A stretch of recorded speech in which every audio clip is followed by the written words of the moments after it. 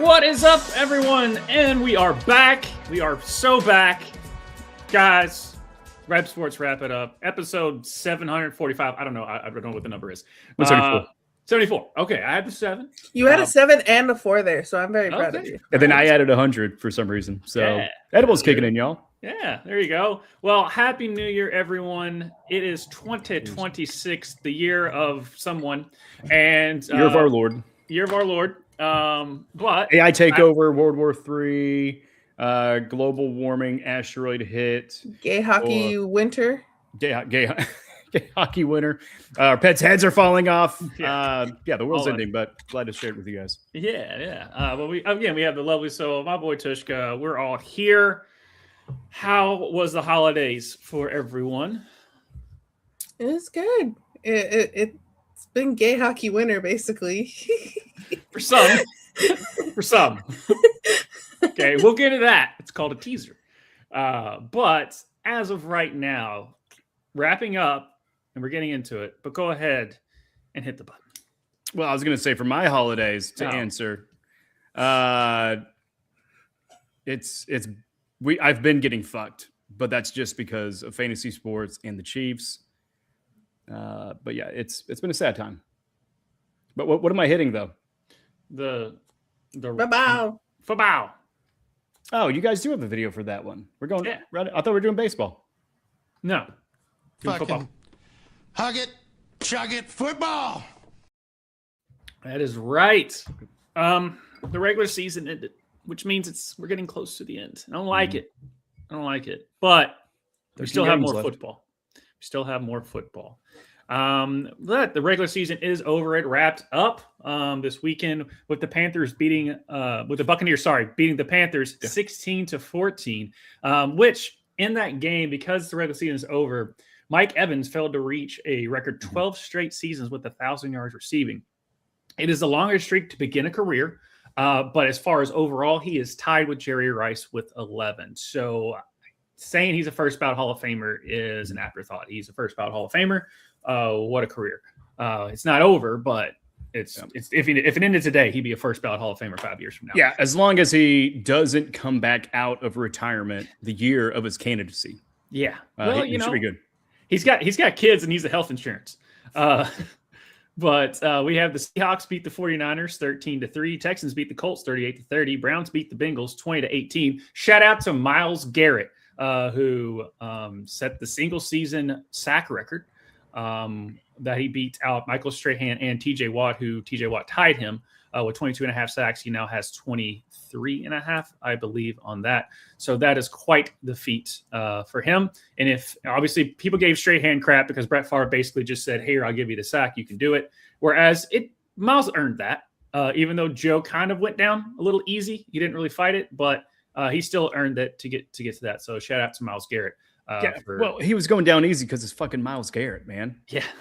You got a freight train running down at you. You might just lay down and get out of the way. Yeah. They just kind of seen what Joe did.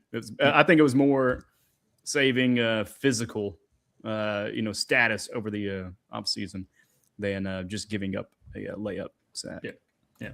The Falcons beat the Saints 19-17, which let the Panthers make the playoffs and eliminate the Buccaneers. If the Saints would have beat the Falcons, it would have been the other way around.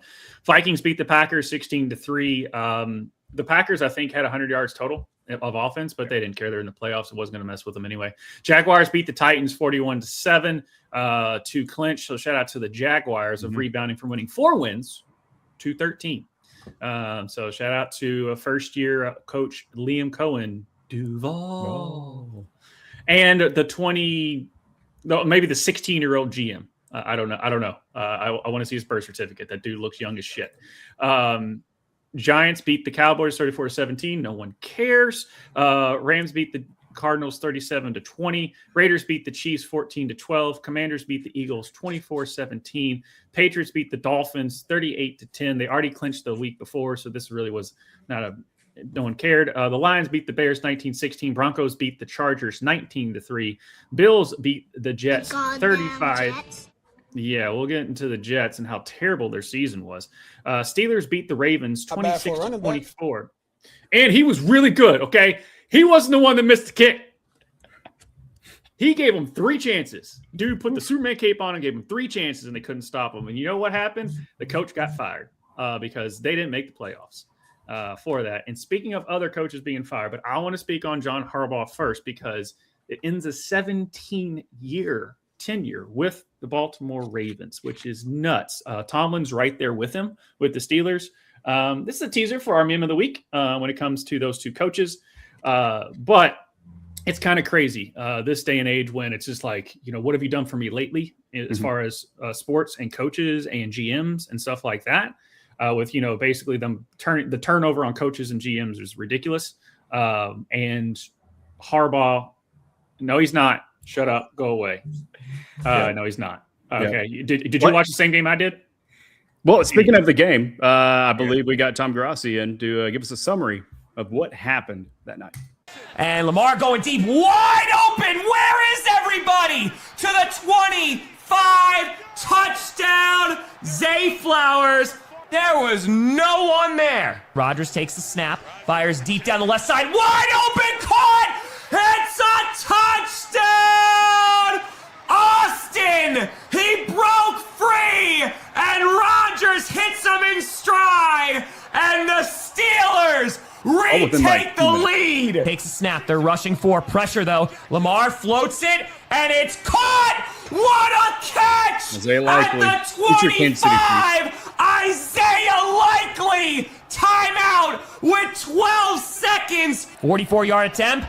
Kick is up. It's wide right. He missed it. It's no good. And the Steelers win the North and are going to the playoffs. Yeah. Shout out to Stavros. He also had a video that I forgot about till I just now realized. Basically, he cried in the shower. Long story short, we've seen that before. Yeah, he said that everybody should be fired and Joe Flacco should take over the team. Basically, is as GM, owner, GM, and QB, and QB, the whole 9. Yeah, he did. Joe Flacco, give the team to Joe Flacco on that. So so if you want to go back, look on Stavros Halka's page. It's hilarious. It's not as vulgar as some of the ones in the past.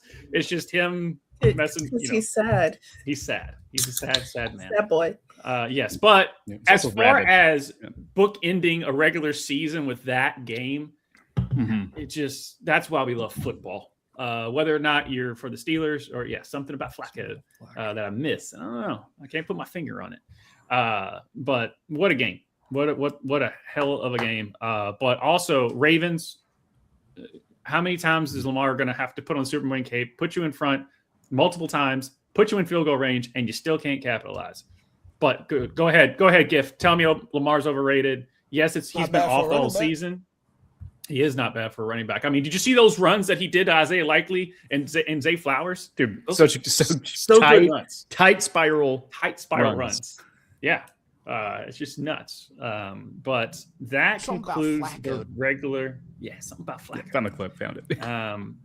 This is a weird season, and we'll get into the playoff bracket because wouldn't have predicted this. No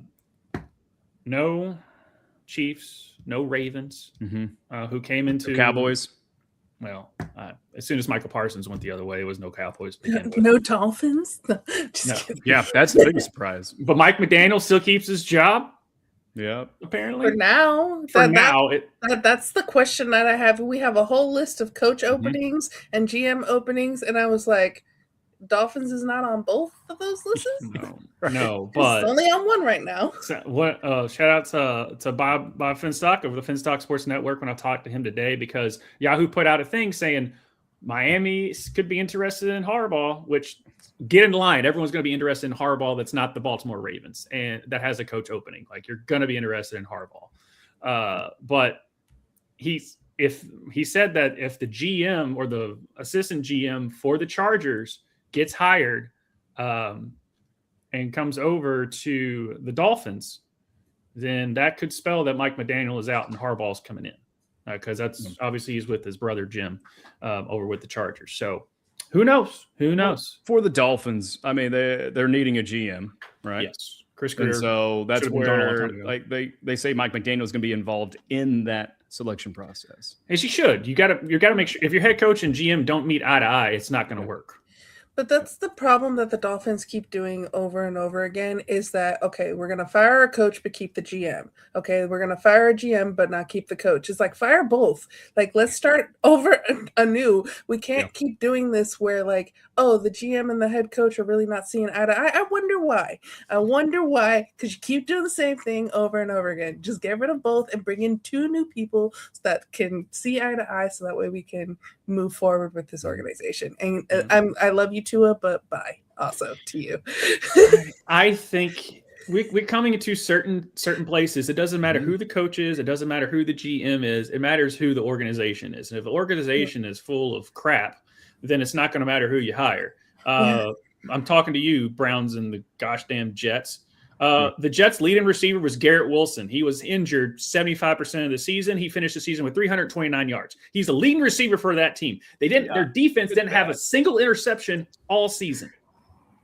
The goddamn Jets. Oh, it's so bad. Statistically, this was the worst season of the Jets. At least we're not the Jets. That's. Yeah. Hey guys. So, I mean, we kind of talked about around it, but Josh, what's the list, man? Who's been fired? Mm-hmm. What are we looking at? Like, what teams maybe would they match with too?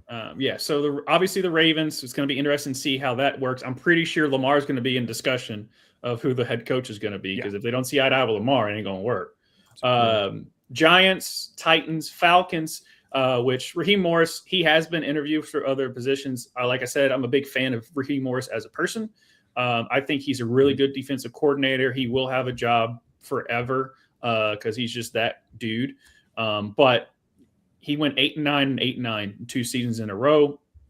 And with that roster that they have, you can't tell me you could do better than that in that division. Like I understand why they let him go. Because you can't go out there and lose to, I think they lost to the Titans and they lost to the Browns or something. I forget. They had bad losses. Then they beat the Bills and Packers.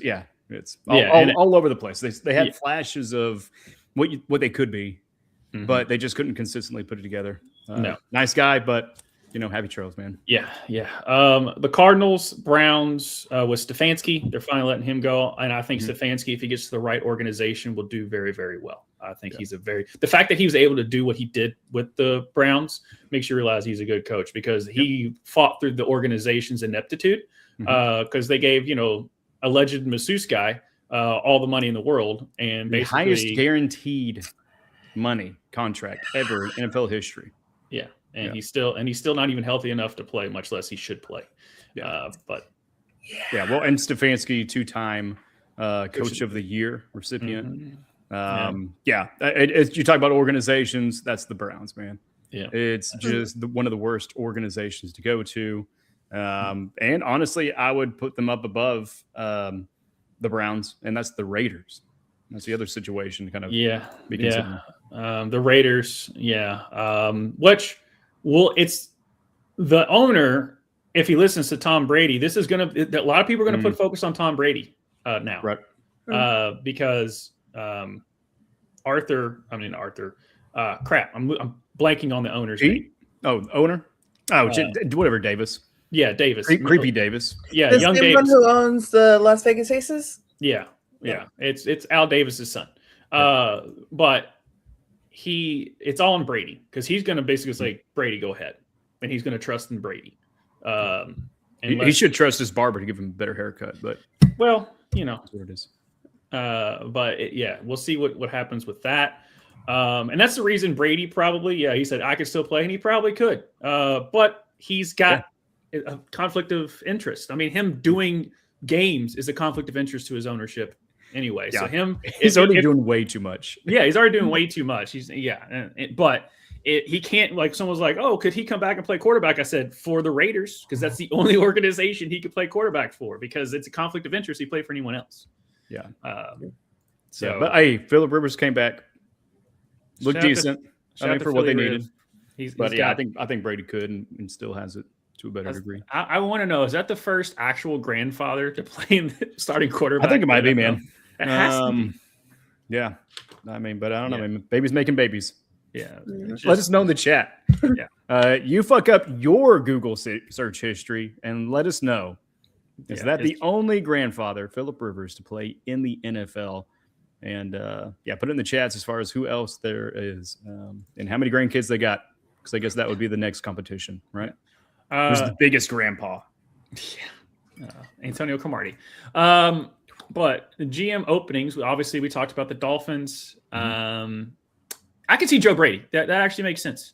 But if Harbaugh somehow goes to New York, the Dolphins. Are we going Dolphins? If Mike McCarthy gets fired, I wouldn't be surprised if they were like not Mike McCarthy, but McDaniel goes to the Ravens, because his offensive mind with Lamar could be interesting.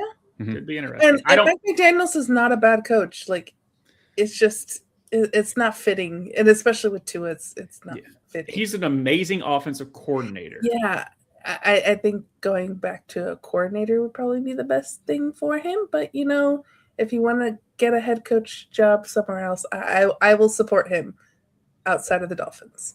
Yeah. Well, we're all gonna die sometime, anyways, right? I mean, I'll miss him being on the mic because he's gold. But at the same time, his canter, at least with the media, it's like you want something a little bit more from your head coach, because it seems like that lack of control kind of in that room, or you know what I mean? Or just, suaveness. It feels like that kind of bleeds into the locker room, and that's where they lost the locker room. Tua famously going on there and talking about calling out players who aren't showing up to players only meetings, and then everybody pointing the finger. Yeah. And when you got a coach that's kind of laissez-faire, maybe a little bit of, and it's whatever, man. It's whatever. It's like maybe that's not the right fit for the culture. The only person that can do the whatever, man, is MCDC. But who's going to talk shit to him? Like, yeah, man. Hey, yeah, but he's the fucking he's the dude, El Duderino. Yeah, but who's going to talk shit to MCDC? Because I'm not doing that.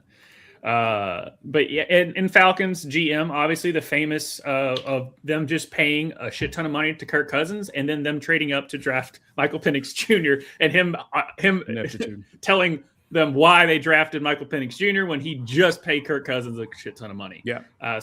And Kirk looks pretty good. Yeah. The last 4 games. Mm-hmm. Yeah, he didn't play all season. I mean, maybe that's what they should have done, was a little bit of a combo, right, between the two, to kind of preserve some of Cousins. But I mean, Cousins, when you give him talent, he's still got it. But it just kind of sucks. It's like, you kind of like everybody involved in that Atlanta situation, but it just didn't work. Yeah. And I feel like that's kind of, the same with, the Dolphins, the Giants even. I mean, that chemistry this year, I mean, if there wasn't the injuries, would he have lost his job there? Being that 3rd year in a row of kind of, being subpar. But Cardinals situation, that's what I'm really watching because that's a quarterback situation as well. With Kyler Murray getting benched at the end, Jacoby Brissett coming in, just cooking. That's why I called him Brisket the whole time with a fantasy fuck around. Which you can watch the old episodes. We don't got any new ones coming until draft time is when we're going to do it. But but the Browns, it's just like, just set the whole organization on fire, sell the team, move them to Oklahoma City. We know how to win, at least on the court. But don't do that. I'll save. Don't do it to Cleveland again, man. Don't do it to Cleveland. Hey, Justin. And yes, speaking of Mr. Toner there, we will be coming back live tomorrow for Ruckus Wrestling as we kick off the new year as well. So join us over there, and I'll obviously plug the show at the end of this one. Speaking about moving, Kansas City Chiefs Stadium is relocating. Oh, look at the time. We got to catch up on other things. The short and sweet of it, I mean, we talked about a little bit about it. Me and Ryan, who's a Kansas City Chiefs fan as well, up there in Seattle. Dude, by the way, next year, if you guys want to go to Seattle for Kansas City Chiefs game, I mean, I feel like Ryan would be a good host. But anyways, they're moving from Missouri to Kansas. A lot of people don't know Kansas City is a split city. It actually originated on the Missouri side first, and then as far as the legalization or actual incorporation, sorry. And then Kansas follows suit after. But Kansas is the richer one. If you know Dallas area, Kansas is basically Frisco right now. And Missouri is like, I don't know, fucking Sherman, Texas. I mean, it's like a smart, it's where the main city is where all of it, but it's older. There's not a whole lot of money. There's a lot of county fracturing as far as, like in that region area. So you have a lot of different interests and they're not all serving or working with each other, which is what the issue was there is for Jackson County. That is where the stadiums are. They're in Raytown, and they were trying to get a county tax passed. That didn't happen because it's a county tax. The city wasn't paying in, like as a whole. And so Kansas, they've been smart. They've got Google Fiber first because of them basically just kind of being very aggressive, like Texas is doing now, to kind of get into, but basically leverage farmland that's not really serving a whole lot of greater good. Food is needed, but with this one, they were trying to get a lot of tech companies up there. They were on the list for Tesla, but then it got down between Tulsa and Austin, Texas. Austin, Texas winning that. But yeah, it's just kind of it's going to be that kind of Cowboys campus there, that Jerry world, where you've got a theme park, you've got shopping malls, you've got the racetrack. Now you're going to have the Kansas City Chiefs. The Royals are moving downtown. So I believe they're still going to stay on the Missouri side. So that kind of sucks that you're going to lose a little bit of that experience because Kansas City, they're at Chiefs Arrowhead Stadium as well as Kauffman Stadium. It's just 1 in a million. And the owner said that, yes, we're moving, but the experience is going to stay the same. The loud fans are going to stay the same. The tailgating is still going to be the best.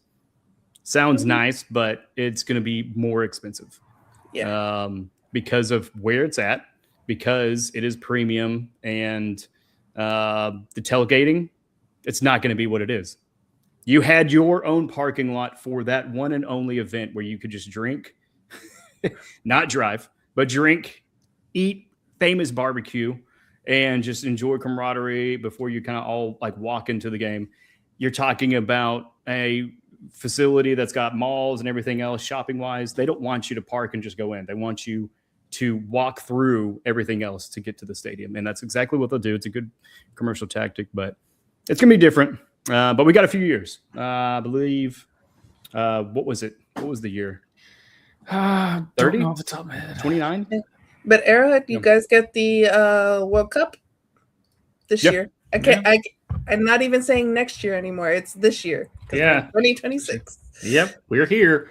But yeah, it's just crazy. We've got, and then also 2031. Sorry. That's when the moves happen. And then the Bills, obviously, they bid farewell to their stadium. If you want one of the greatest ones too. And I'm pretty sure if Justin hasn't seen it, I'm pretty sure he has. But they basically did a montage. Everyone stayed, so it's a really cool video of all the Bills fans after the game. They all just stayed, and they played a montage to the Goo Goo Dolls' Iris, and it got a little goosebumps. It got me goosebumps. But it was like that. I was like, really, Buffalo? Come on, bro. But all right. What is this? City of Angels? Nicolas Cage? You fuck? Come on, man. It's intimate, man. It's intimate. God, I love it, but man, I mean, come on. There's some. Were there people breaking tables as the song was going? You would think so, but no. Yeah, and I don't want the world. Yeah, it's a video on that. I mean, I love the song, but it's a little bit emo for that kind of situation. I don't know.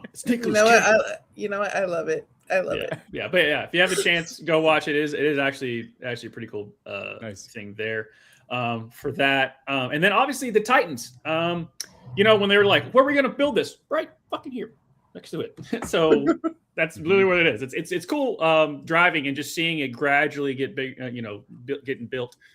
We have a dome of the river. It's literally right next to the stadium. So like they paved the parking lot and put up a dome. Not paved paradise. They paved the parking lot and put up a dome. And then they're like, we're going to have parking. I'm like, we're going to tear that one down. Paradise, put up a Titan dome. Yeah. Yes, they're building a dome. People are wondering why. It's because we won a Super Bowl. Dude, you guys are getting some dome, bro. Yeah. Let's go. Yeah. Put a top on that bitch. Yeah. But we are in the playoffs. Playoffs. Yeah. Playoffs? Don't talk about playoffs. And which obviously, bracket bitches, we do that. Obviously, we'll be bringing that back as well to go over some other brackets that we've already concluded. Some winners, not me, as usual. But we have the brackets for the NFL, which still looks weird to me. But we got a slide here for that. Yeah, the big block on the one. Yeah. Oh. But bring that up. Yep. And then, Seattle and Denver wouldn't have been in my bingo card of them having the 1 seeds. But then San Francisco, Carolina, Rams, Philly, Green Bay, and Chicago. Shout out to the Bears and Ben Johnson. What a season for them. The Packers are limping into the playoffs, but it's the Bears-Packers. So it's going to be an amazing game, I would think. I don't think there's going to be a blowout either way. But Caleb Williams is playing really, really, really, really well compared to what I thought he'd be playing for that. So, the Ben Johnson combo. Yes, really Ben Johnson is. You can tell he was getting the grasp of his team. The team was buying in, so it just took a little bit to get his culture. And once the culture would hit, they took off. And they're legit. This isn't just a fluky Bears. This is legit. The Bears no longer suck. And Ryan Poles is happy because a lot of people wanted his head for the past 2 years. Their GM, and Ben Johnson came in and is like, I know what to do with this roster. Get the F out of my way. I know what I'm doing. But of this side of the bracket, just a little preview of bracket pitches. What do you all think is going to happen? Ooh. Yeah, Sol, do you want to go first? I was reading Justin says the bracket Bills are 6th seed playing Jags. Chargers 7th playing Patriots. Okay. Well, we're not there yet, Justin. Okay. So thank you for bringing that up before I get to that point. So yeah. Yeah, sorry, now I'm looking at it. Yeah, I mean, I just got off the first thing I saw. So yeah, Bills are 6 seed. Yeah. Well, none of our teams are there, and I'm the most casual of casual football fans. So you know what, Justin? I want your happiness. So even though it's a division rival, I'm a root for your team so you could be happy. All right. With me, as far as I think the Jags are going to – the AFC is so wide open to me because the Patriots, when they play – an inferior team, they beat the crap out of them. But when they play an actual good team with the pulse, they're kind of weird about it. So I think the Chargers will definitely give them a run for the money. Depends on how it goes. They probably will get that. I have a feeling that it's probably going to be I'm going to go with Jacksonville and no, not Jacksonville. I'm going to go, Denver will probably get through to the AFC Championship just because I don't think Houston has enough offense to keep up with Denver. The Chargers could beat the Patriots, but I'll probably give the Patriots that. So the right ones first. Yeah. Yeah. There we go. All right. What is this? It's like a flipped one. Somebody already. Sorry. Disregard that. At least the outer sides. Yeah. I'll probably have. Dude, the Jags are playing so well right now. It'll probably be. It's either Buffalo or the Jags are in the AFC Championship against the Broncos. And whoever gets to the Broncos of the Bills or the Jags, I think one of those two teams is going to the Super Bowl. And as far as the NFC side, San Francisco is going to be a tough out, but they just beat Seattle. But what's Sam Darnold going to show up? Is kind of the question there. But that Sam Darnold has shown up in their NFC West push there at the end of the season. I believe playing two of the three other teams there and getting the W's, which is what they needed for the tiebreaker to get that one spot. What are the rest of your picks on the NFC side? I picked Seattle to go to the second round. Yeah, I would say Seattle probably going to go to the NFC Championship. The Rams second round just because of the bye week. I would have said the Rams in the Super Bowl, but the Rams have looked just what's going. I don't know what's going on with the Rams. So Facts. Yeah, I would probably say Seattle in the Super Bowl, but because the Eagles are. I don't know what the Eagles are. I know they're good. I just don't know what the Eagles are because Jalen Hurts has been playing terrible. Yeah, their offense has sputtered. Is that by design? I don't know. Or not? I mean, the Chiefs there, when their Super Bowl runs, you could just tell they were kind of keeping some things in the tank. Not being presumptive that they're going to be in the playoffs, but knowing that they could at least win their division and get them a seed in there. And so they did enough to kind of stay up there, which is weird because the Eagles did not do enough in the last game of the season. They sat people and lost whenever, if they did play, they probably could have won that matchup and would have gotten themselves the number 2 seed to play a more favorable matchup. But yeah. I honestly, right now, I'd probably say Seattle and the Bears are playing the NFC Championship. Just because I think the Bears, of those 4 teams of that lower part, the Bears are playing the best ball of those 4 teams. The Bears already went into Philly and just dog walked them earlier in the season. Now, obviously, when you got tape on them, you played them before, you can play them again. It's not going to be the same. It never is the same thing. It's going to be a different game. But of those 4 teams, the Bears are playing the best ball. So I just got to go with the hot hand. So I'll go with the Bears there. Obviously, they've never been. This team hasn't been in the playoff situation. Never can count out the Packers, the Eagles, or the Rams, but I just got to go with the team that I think is just playing the best all-around ball. Packers are still without Jordan Love. Is that right? No, he's just okay. So they just benched him or sat him. There was no reason to play him. Okay, because he did have a little bit of a late season injury. Yes, he did. The concussion, which kind of affected it. Affected a lot of our fantasy points. It did. Yeah, the way I see it is, you got one that's strong going into the playoffs, and the other one that's kind of just limping in, being the Packers. The new people win, or the young team that is, young coach as well, I believe, win that one. Bears move on. Then you got LA versus the Eagles, battle of the teams that have been there before. I'll go with the Rams. I think out of that one, you've got the Rams. They're just more of a complete team. They can turn it on. Puka Nacua. I mean, that's all you got to fucking say. But then you add Devontae Adams probably coming back from injury.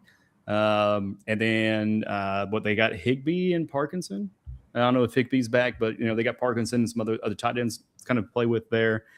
Kyron Williams. I mean, and that's just the offense. You've got Saquon Barkley on their side.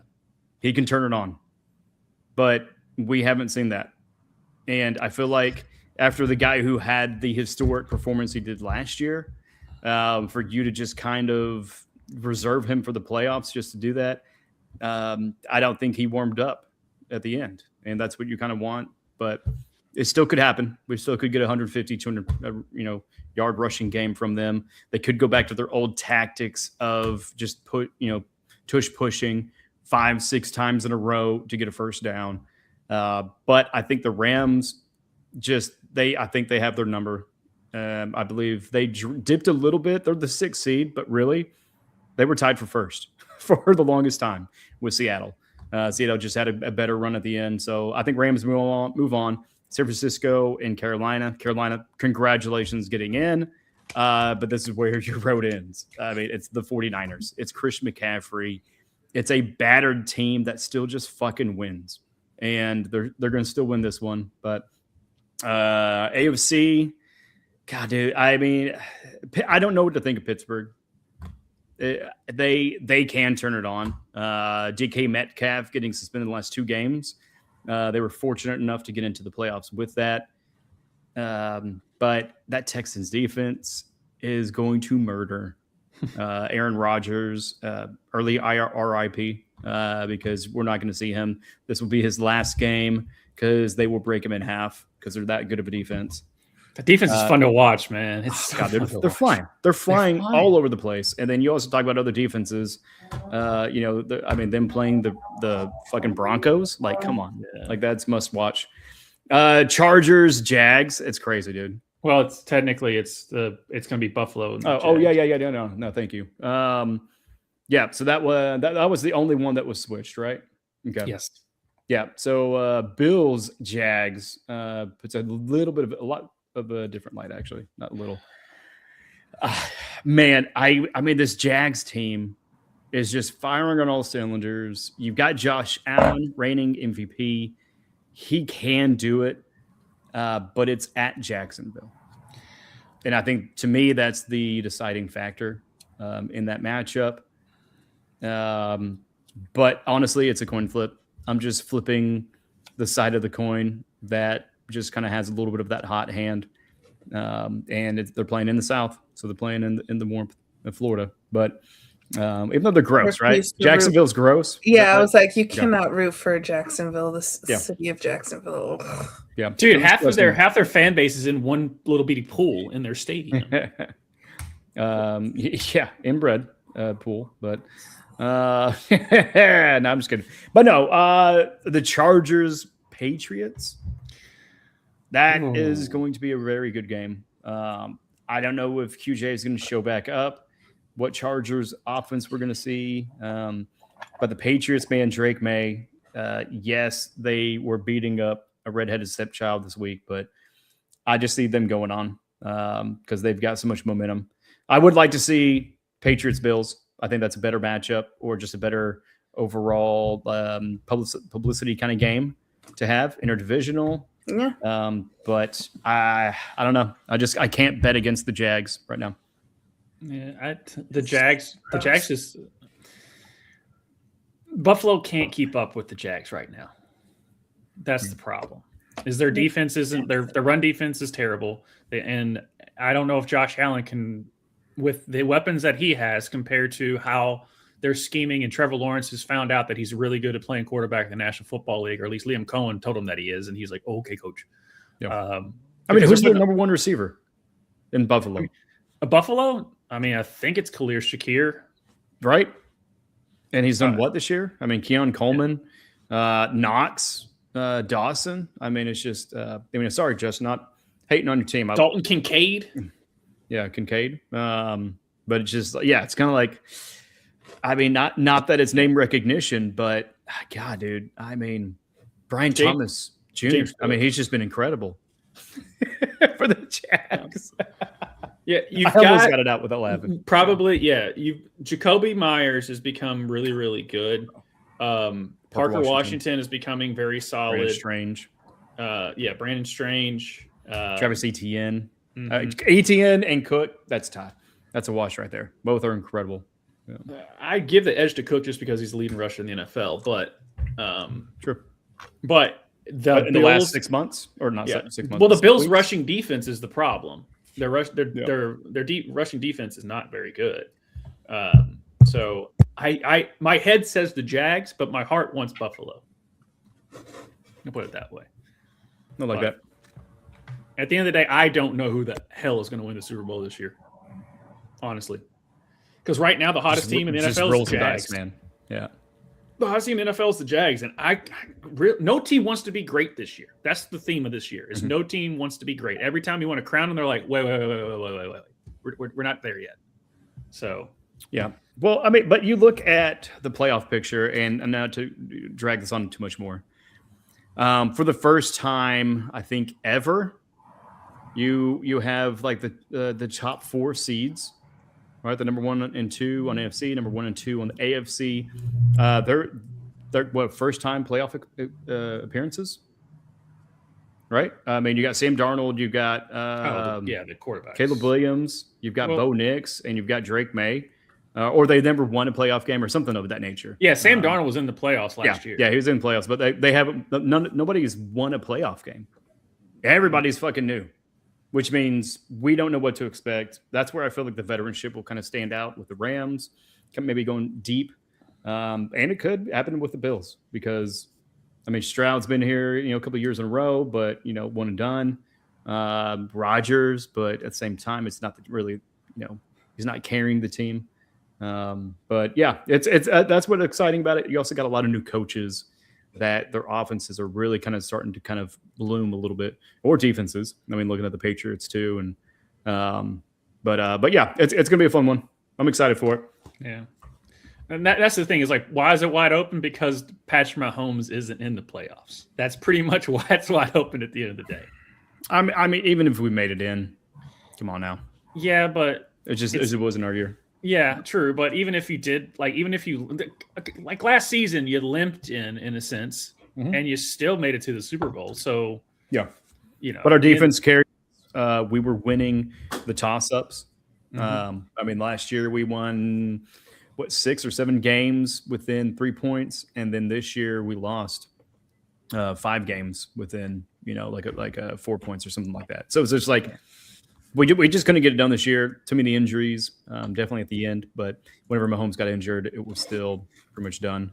Yeah. We weren't going to get past Denver or anybody else, the Chargers. I mean, but yeah, no, it's good. We're going to take some time off. We're going to recoup. We're going to recover. And then we're going to refresh our minds and hopefully not lose Travis Kelce. I don't know. I'm kind of mixed on that. But we're going to sit down, listen to 1989 and Red. We're just going to have a good time. Yeah, man. You know what, though? I really think we are going to have a good draft, right? And that's college players. Yeah. Josh, what do you got for college? Or if you got anything else on the NFL? We have the Final Four. It is set. Obviously, like I said before, watching bracket bitches as we go on that one. Guess what? I'm probably not going to win again. But that's neither here nor there. Our Final Four is set. And guess what? Lane Kiffin. You effed around and found out. The U knocked off Ohio State. Of the 4 teams that we've got, which is, I'll go back to my chart here. Miami versus Ole Miss. I think it's tomorrow night in the Fiesta Bowl. And then we have Indiana versus Oregon. Indiana as the number 1 seed. If someone's trying to find the new Nick Saban, look no further than Kirk Cignetti of Indiana. He has that demeanor. He was on Saban's staff. Just look, Saban's tree is like the tree of life from Avatar. Like it's just a lot of big branches that are really, really full of life. As far as the coaches that have coached under him. So it's not a circle of life where they eat each other? Nick Saban would. He'd eat his own kin. He did it all the time. But anywho, that's the hockey. Sorry, that's the hockey thing. We'll get to that later. Yeah.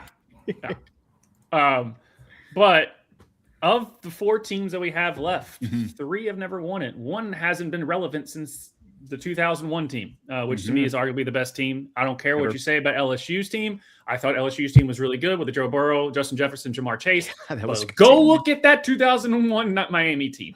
Yeah. It was ridiculous on how good that was. But that's a different argument. But I'm excited for this Final Four because it's different. It's a shift of Alabama's and Georgia's and Clemson's of just rinse and repeat every gosh damn year. The NIL is a cluster F of a thing with the transfer portal, but because of the NIL and the transfer portal, we're getting parity in a sense. It's still the big boys and who cuts the biggest checks, but you still have to put a good team on the field. And what was it last week? Like 4,000 people were in the transfer portal. Yeah, it's ridiculous at how many players. Yeah. Now, certain players will say they're going to enter the transfer portal and then come back, which happens because basically they a lot of tampering on that. But collusion. I could go all day about the transfer portal. That's a different episode. We don't have all day. We don't have all day, and it's convoluted. And I'm going to be like Charlie Day from It's Always Sunny in Philadelphia with my board and strings and the shit. You don't want me going to that. So long story short, Fernando Mendoza cuts the best of interviews, post-game interviews ever. He probably will run for he I don't know, just watch him. It's great. Indiana's fun to watch. They're legit to me, looking like the best team. I think the best game will be Ole Miss and Miami. But it's just fun to see some parity in college football. And the fact that Alabama got their ass kicked 38-3 just brings a nice big smile to my face. So what say you all? Well, Miami, that one was an interesting one. So if you look at my bracket, I had Texas A&M beating Miami because of my mother. My mother went to community college here in Miami and then went to the University of Miami for a semester, and they wanted her to redo all her classes that she did in community college. And she said, fuck you, and ended up going to Texas A&M, and that's where she got her bachelor's. So she has a hatred for the University of Miami. But my father, like every other person who's lived in Miami their whole life, has a love for the University of Miami. Kind of like how that guy over there did not go to the University of Louisville, but is a diehard Louisville fan. So in my house, I have the hate and the love for UM. And I chose my mom, and I chose wrong on this bracket. But it is fun for the city when the University of Miami is doing well. Yeah. And it's fun watching Michael Irvin tweak his ass off on the sidelines. But yeah, it's going to be interesting to see. All I know is Louisville beat Miami. Miami beat Ohio State, and Louisville just won a trophy full of baked beans. So there you go. There's that. So that's fun there. But like I said, tune in for Bracket Bitches when me and Sol break all those things down and let you all know how it's going on. If you want to join the Bracket Bitches, obviously we'll be releasing our NFL brackets here within 24 hours because I got to get it out. But fill those out. Discord link down below. It is free to join. We'd love to have you all fill out your brackets and join us over on that show as well. So how are your singing voices? Yeah, hold on a second, because we do have a live image of the transfer portal. yeah, that's a good one. Yeah, you wanted more? They're coming. Yeah. Who's the giant Ant-Man in the transfer portal? What player? That's a good question. Let us know in the chats. Singing voices. Yeah. There's probably. You ready, Josh? Yes. It's time for Basket.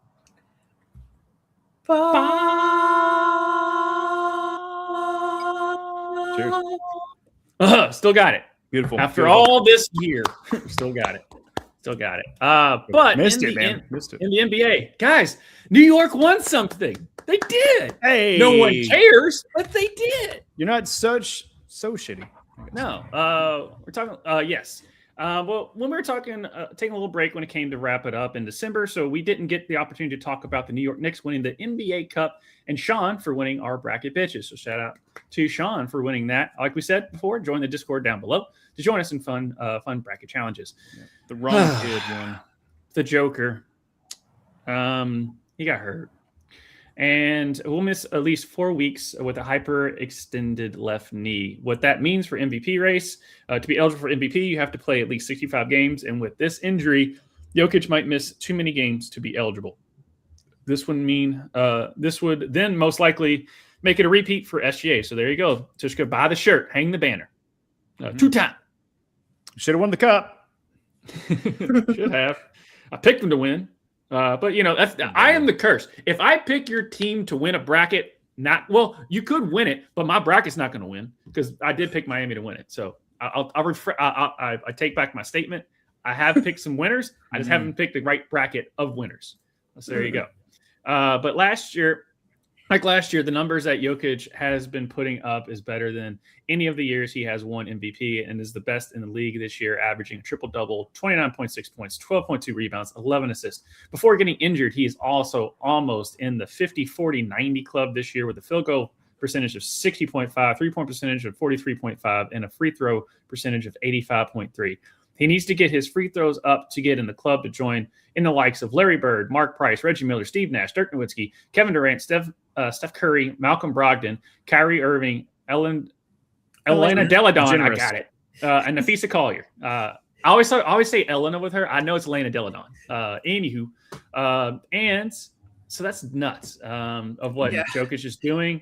And if SGA wins it, people are going to be like, well, he won it, but is it a technicality? Or he deserved People tried to put an asterisk on it last year, too. Yeah. The haters are going to hate. The free throw Like merchant. last year one was, to me, like last year's one to me is not an asterisk. We talked about it a bunch before, where like whoever won, him or Jokic, like they're both deserving of MVP. This year, I would feel some type of way if Jokic is averaging a triple double and it makes it into the 50, 40, 90 club, and then is not able to get MVP because of a technicality of not reaching the amount of games because he got hurt. Yeah, that one I would feel some type of way about.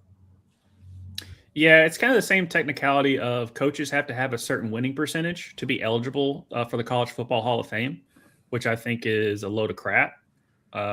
Because if you impacted the game and like you went to different schools, so your win-loss record was different. So like Mike Leach is technically not eligible, which is bullcrap. He's revolutionized the game. Howard Schnellenberger, The entire game of football, not just college. Yeah, Howard Schnellenberger, he built FAU. He made Miami what Miami is. He saved Louisville's program. He would go to USFL. Obviously, that thing went to kaput a long time ago. But still, like those two coaches have earned the right to be Hall of Famers, but they're out based off of a dumb technicality. Same thing with Jokic. Derrick Henry 1 year literally was still leading the league in rushing and hadn't played in 6 games. It was, that's not the MVP thing, but you get what I'm saying. It's just like you can't fault someone for an injury when the numbers don't lie. Yeah. And the hips might, but They could. but definitely not this hyperextended knee. And it's a rule. So suck it. Yeah. I don't know. Maybe change the fucking rule if you don't like it. Yeah. In reality, this probably will be an example that they'll use in that case. Yeah. Because it should get changed. Yeah. I mean, it is, not to just let anybody in, but at the same time, you're talking about MVP. You're talking about like highly contested, voting. And to me, I mean, just not to make it murkier, but why eliminate anybody from being that as far as being able to get a vote? So, yeah, that's my take On that. So let's look at Jokic. I like his take. Yeah. And to tap it all off, our boy Trae Young, he wanted out. He got out. Now he's going to Washington. So he is no longer with the Atlanta Hawks. Almost said Falcons, but anywho, got traded to the Washington Wizards for CJ McCollum and Corey Kispert. Yep. Shout out to him. Yep. Google him. Yeah, Google him because I know ball, but I don't know you, and I'm pretty sure you're good. Don't get bad on me for not knowing who Kispert is. People are like, you don't know who Kispert is? He averaged. I'm sure he's great. Yeah, he's probably like a rookie pick that's just young or some shit like that. Now watch him like be awesome. But you played for Washington. It's 6'6" forward, drafted in 2021. Who you play college for? Played college for Gonzaga. Oh, okay. I know what you're talking about now. Yep. Let you know which type of what I keep up with more, NBA and college. It's like, let me know. Okay, yep, I remember you now. Yeah. And I apologize. I don't know. I just went into a different mode. I feel like I had a little bit of a lisp. So I'm kind of I don't know. It's kind of confusing because there's a show that's just rocking everybody's world apparently. Oh no, never mind. That's not that. We're not there yet. We're not there. You know we're out. You know what? We're not. Yeah, we'll get to that later. Buckle in, ladies and gentlemen. We're gonna get to that. Okay, I know that's what you've been waiting on. You came here for that. Not there yet. But anyway, I know. Just type my anywho counters. I need that up there because I've said it about 7 times. Take a drink every time. Yeah, take a drink every time. But our show is unrivaled to most. But speaking about unrivaled, Soul, how the ladies doing? Doing good. So this is the second year of Unrivaled, and it started this Monday, the 5th. And we had 4 games. We had 2 double headers, one in the afternoon, and then they did afternoon, and then they did night games. So there was a little break in between there, but we got 4 games in one day. Like, you know how like you guys feel on Sundays with all the football games? That's kind of what it felt like with Unrivaled. We were like, oh, we got 4 games all in one day. This is great. So we had the Mist. They won their first game of the year. Of year 2, 72-56. The Mist played with pace, and it's fun to see a healthy Brianna Stewart play basketball again. Alicia Gray and Erika Gumbawale are too good. And Alicia went for 21. This game was also Block City with a total of 16 blocks in the game. Alana Smith, the W's co-defensive player of the year last year, she got 5 blocks in the game. The Mist had 9 in total, and Hive with 7. So yeah, this was a pacey game, but this was also a defensive game. Block City, baby. Then we had the Laces won 58-42, and this was a defense versus defense. That's why the score very low. I want to recount. The Vinyl were playing really well in the first half, and I thought they were going to win. But things kind of fell apart in the second half, and the Laces were able to come back from behind. Brittany Sykes, great pickup for the Laces, which is my team. I think Tushka's team is also the Laces. Your team was the Vinyl. So that was last year. I know. So I don't know what your team is this year, but if you have the same team as last year, we beat Josh. The Dallas What Stars. team do you think my team is? Phantom. Yep. Damn right. Because Kelsey Plum's on it? No, because they're fucking awesome, dude. Okay. Leah Boston, Tesh Cloud, Kiki, Ruffin, Tiffany Hayes, Dana Evans. Oh, yeah, I guess. Dana. Yeah, Kelsey Plum's on there. Okay, Hey. didn't know. My bad. After raising a banner for winning the league last year, the Roses beat Lunar Owls 80-60. Both Nafisa Collier and Skylar Dickens are injured, with Nafisa out for the whole Unrivaled season, unfortunately. So that's a big blow for Lunar Owls. Kalia Copper is also out with an injury right now. Who knows when she'll come back? But Kelsey Gray, the point guard, too good, controlled the whole game, went for 35. And also she had the game winner from behind the arc. It was because in Unrivaled, the fourth quarter is an untimed target. So you take what the highest point in after the third quarter, you add 11 to it, and it's your target score. And Chelsea Gray said, I got family. She's like, I got 3 to win. You know what? I'm gonna pull up from 3 because she's Chelsea Gray. So, man, she's too good. She is too good. And then low key, but to no surprise, the funnest game to watch on opening night was Breeze versus Phantom, aka Paige Beckers versus Kelsey Plum.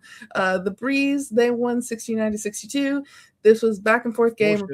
Both Paige and Plum playing great. There was this behind the back pass that Plum did. That was just so smooth that I'm like, ooh, I love watching her play for more than one reason.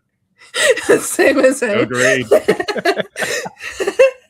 And Paige's mid-range game is so good. But the Breeze, who is the youngest team on Unrivaled this year, took it to the vets in Phantom. Your guys' thoughts on year 2 Unrivaled? Paigey, it's nice to have Paigey buckets in Unrivaled. We're just a Caitlin Clark away from and once Juju gets there, I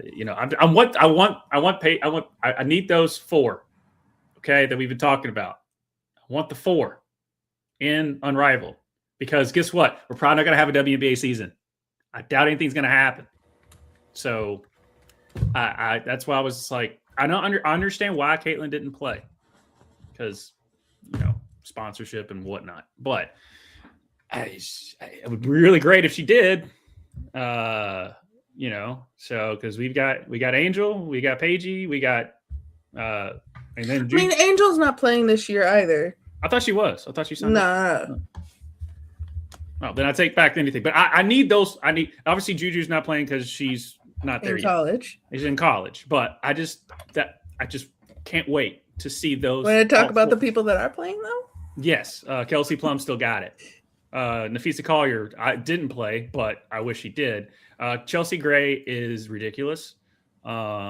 She cannot be stopped. And if you try, the only thing that's going to stop her maybe is a common cold to sideline her. Possibly flu game. Possibly flu game. I mean, it can happen. I need Enrique to do her thing, though. Come on, Enrique. Come on. And she played well. She played well, but you got to. I need her back to hurt from carrying the team. That's where we're at right now.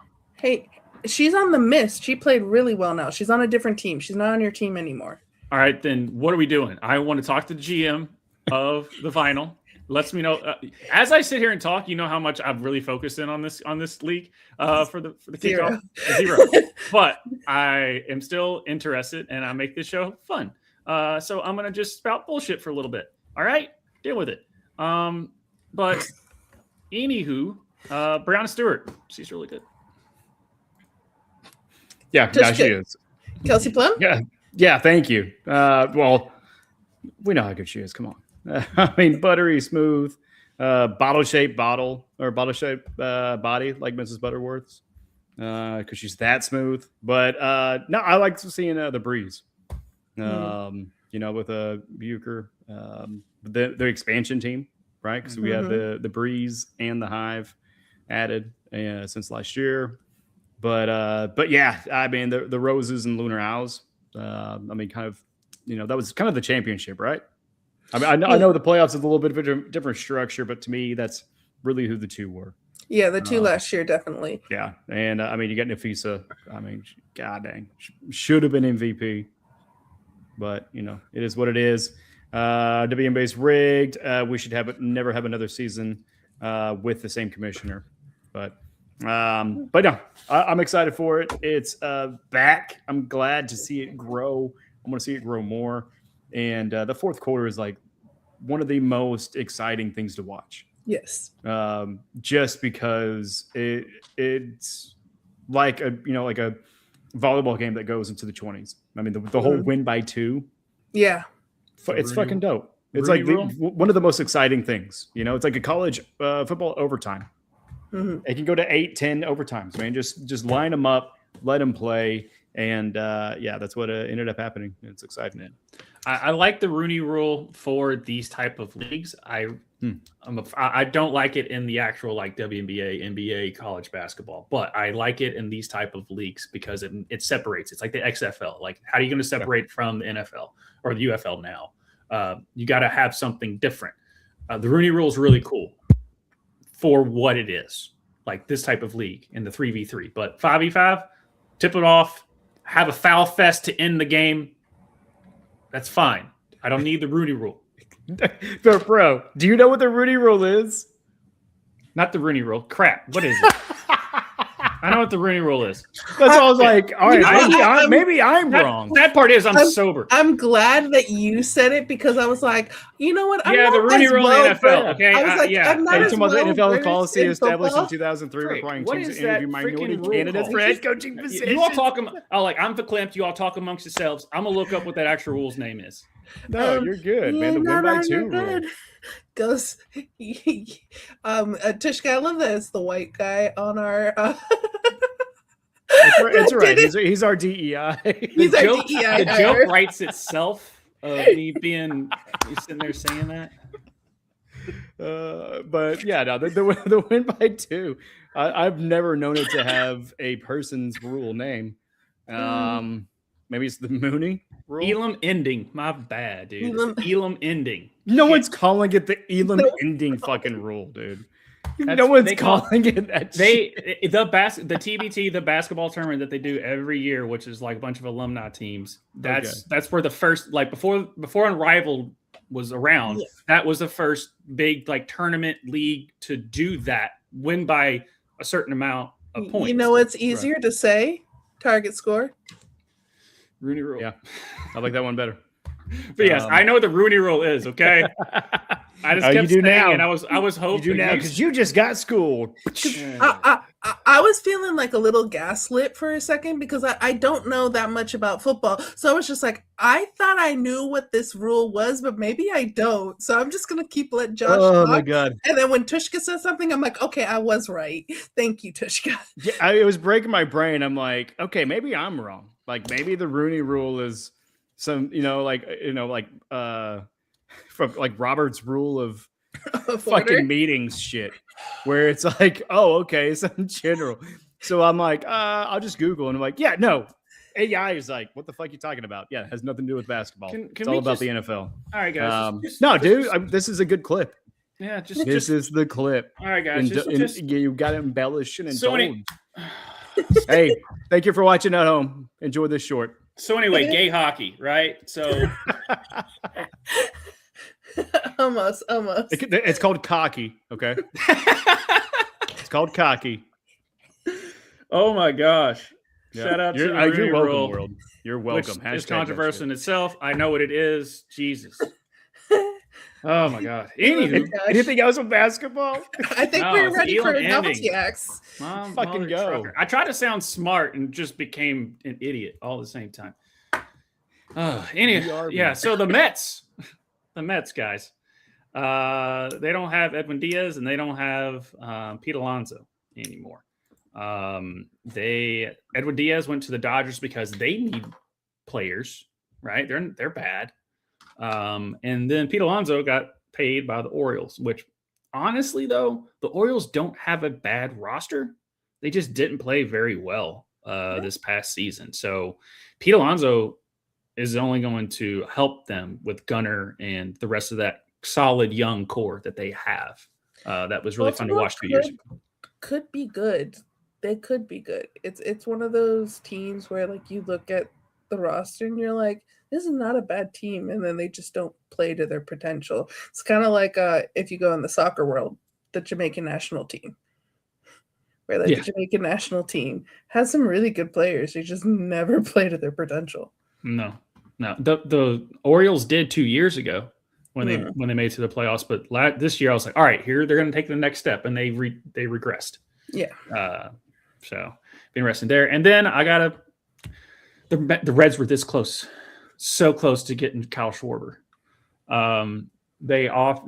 He's from Cincinnati area. This is pretty much where he would end his career. It's kind of like what Griffey did. Ended at Cincinnati. That's where he's born, where he's from. They offered him 125, and then the Phillies was like, "We'll give you 150," and he was like, "I'll take the 25 extra million." So at least the Reds did give it a solid shot. I thought they were really going to lowball him based on how the Reds operate. But to no avail, Kyle Schwarber is staying with the Phillies. But it would have been really fun to see Kyle Schwarber in a Reds uniform. But will not happen unless some trade happens, which I doubt. So I'm just going to sit back and enjoy us limping into the playoffs and actually making it. It's just like the Dallas Cowboys when they beat the Chiefs and the Eagles back to back. It's just like the Reds and the Marlins helping the Mets not make the playoffs last year and then getting torched by the Dodgers. But hey, we were there. So baby steps. Baby steps. We have no soccer today, but we are going to light the lamp. We're going to talk about this show, but we got some other stuff to talk about first. Mm-hmm. Are you ready to light the lamp?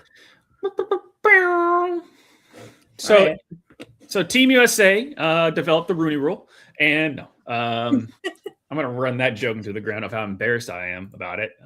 But thank you all for letting me drag that out for as long as I did, and me thinking I was gaslighting her for getting something wrong.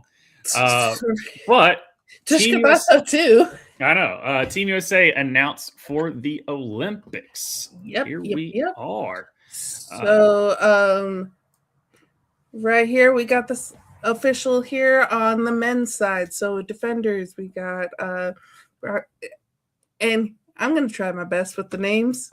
Again, we're going to another sport that I know more about this sport than maybe football, but still. We're going to my casual sports today. This is the casual sports day for Soul here. Brock Faber, Noah Hannafin, Quinn Hughes, Seth Jones, Charlie McAvoy, Jake Sanderson, Jacob Slavin, Zach Werenski, goaltenders Connor Hellebuck, Jake Ottinger, Jeremy Swayman, who knows? And forwards, Matt Boldy, Kyle Connor, Jack Eichel, Jake Gunsel, Jack Hughes, Clayton Keller, Dylan Larkin, Austin Matthews, JT Miller, Brock Nelson, Tage Thompson, Brady Tkachuk, Matthew Tkachuk, and Vincent Trocheck. We also, women's side here, for the official rosters, we have defense Lee Steckline, Kayla Barnes, Caroline Harvey, Megan Keller, Rory Golday, Haley Wynn, Layla Edwards, who she's the first Black person to ever play for Team USA in hockey. So congratulations to her. Goaltender Ava McNaughton, Aaron Frankel, Gwyneth Phillips, and then forwards we got Kristen Sims, Kelly Panic, Grace Zumwinkle, Haley Scamara, Britta Curl, Salim, Hillary Knight, legend. She's the one I know. Girl Salim Alaikum. Thank you. Hannah Pilka, Joy Toon, Alex Carpenter, Kendall Coyne, Shawfield, Taylor Heisey, and Abby Murphy. We call her Hizzy. I like it. I mean, that would work with hockey nicknames. Yeah. Any thoughts on our roster? I'll go to the boys back here. Yeah, I couldn't Google fast enough. But Trocheck, Tkachuk, yeah, those are great names. I like it. I mean, it's all about the Tkachuk brothers and how healthy at least Matthew is going to be. Because Brady's fine, and then Jack Hughes. How healthy is Jack Hughes going to be as well? Because he's been banged up as well. But if the Tkachuk brothers are healthy, they're fun to watch together. They're fun to watch. Our first line is going to be a lot of fun between Brady Tkachuk, Matthew Tkachuk, and then Jack Eichel. So and like we got how many Stars players are on there? One of the goaltenders. There's one star player that's not on there. We're going to get to that. But before it is major bullshit. But before we get to that, there's a great commercial that was made, and it's we're focusing on Canadian tears. I'll let you lead on that one since you're doing it. Is it S tier, A tier, B? Oh, no, different tiers. Okay. All right, Team USA, listen up. Whoa, I just got chills. You guys feel that? It's an honor to speak to you all before you head off to the Olympics. You're going to Milan to bring home the biggest prize of all. Canadian tears. Yeah. Exactly. Wait, what? What did Canada do? Stuff. But they're usually so polite. Not anymore. Really? No. Are we sure we can't just hug it out? No. Go get them, boys. Yeah. Let's go. And that tournament last year. So good. So that was such a good teaser for the if there was no better hype you could ever do than what they did last year to hype you up, because I am so in on this Olympic hockey. If it wasn't already, I am all in now. Yeah, it's gonna be a lot of fun. We do have some snubs on Team USA, and we have the Canadian team and Canadian hockey players kind of going, you know what? Thank you, US. We're more confident now. And it's the hockey world a little upset with the roster, thinking that there are a few snubs, as I said. And the biggest snub is the Dallas Stars forward, Jason Robertson, who is the American with the most points in the NHL this year. And let's listen to the Empty Netters podcast. Follow them. We'll put a link down below for their podcast. They're pretty good. But here's them talking about this snub. One. If you want a hot take, you're not going to get it from me. It is fucking lunacy that Jason Robertson is not on this team. I don't even know. It is, Chris, it is utter lunacy that the guy who is 9th in the NHL in points, first amongst American players in points, and is 7th in the NHL in goals. First amongst American players, or second amongst American players behind Matt Boldy in goals, and is not on this team is truly wild to me. Truly wild, and I will never get it. It literally makes no sense. I'll never get it, and guys in the league know better than I do. Coaches, executives in the league know better than I do. However, man, I am so sick of this one-dimensional knock on him. Like people going, yeah, he kind of does one thing, and I'm like, okay. What? So pump in points? Yeah. Sick. Oh, he does one thing. He scores goals and gets points. Great. Sounds like someone you could fucking use. And I'm sorry, dude. We saw last year when Dallas went fucking night-night against Edmonton, who was the only guy who kept scoring. Yes. The only guy who got them out of it while hurt. Mm-hmm. It was Jason Robertson. And I'm like, you're telling me that a 6'3" guy who is leading Americans in points is not valuable on this fucking team? And the amount of people were like, oh yeah, you need him to play D, you need him to do this, that. And I'm like, dude, first of all, he's not bad 200 feet. I think he's actually a good 200-foot player, but more so than that, I'm like, someone else do that. Yeah. Like, this is a top 2-line guy. Yes, exactly, dude. That's the biggest thing. I'm like, he's the guy. He's the goal scorer. And like, I'm also, before we get into more of this, I am going to say, I mentioned earlier, we had conversations with guys just the other day with guys in the league right now who are Canadian talking about this roster, and they went, fucking great news for us. Mm-hmm. USA's roster is great news for us. That is something that was said by Canadian players. And I'm like, dude, yes, agree. Like, it's just, there are more guys that we can get into, but I'm like, Jason Robertson not being on this team is fucking crazy to me. And we got some more from Empty Netters. Trocheck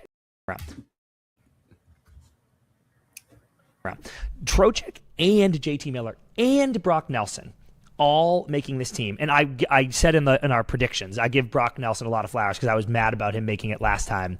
And I said he deserves to be in the conversation this time. I didn't pick him, but I was like, he should be right there. And he obviously did make it. He's been great the last 20 games or whatever.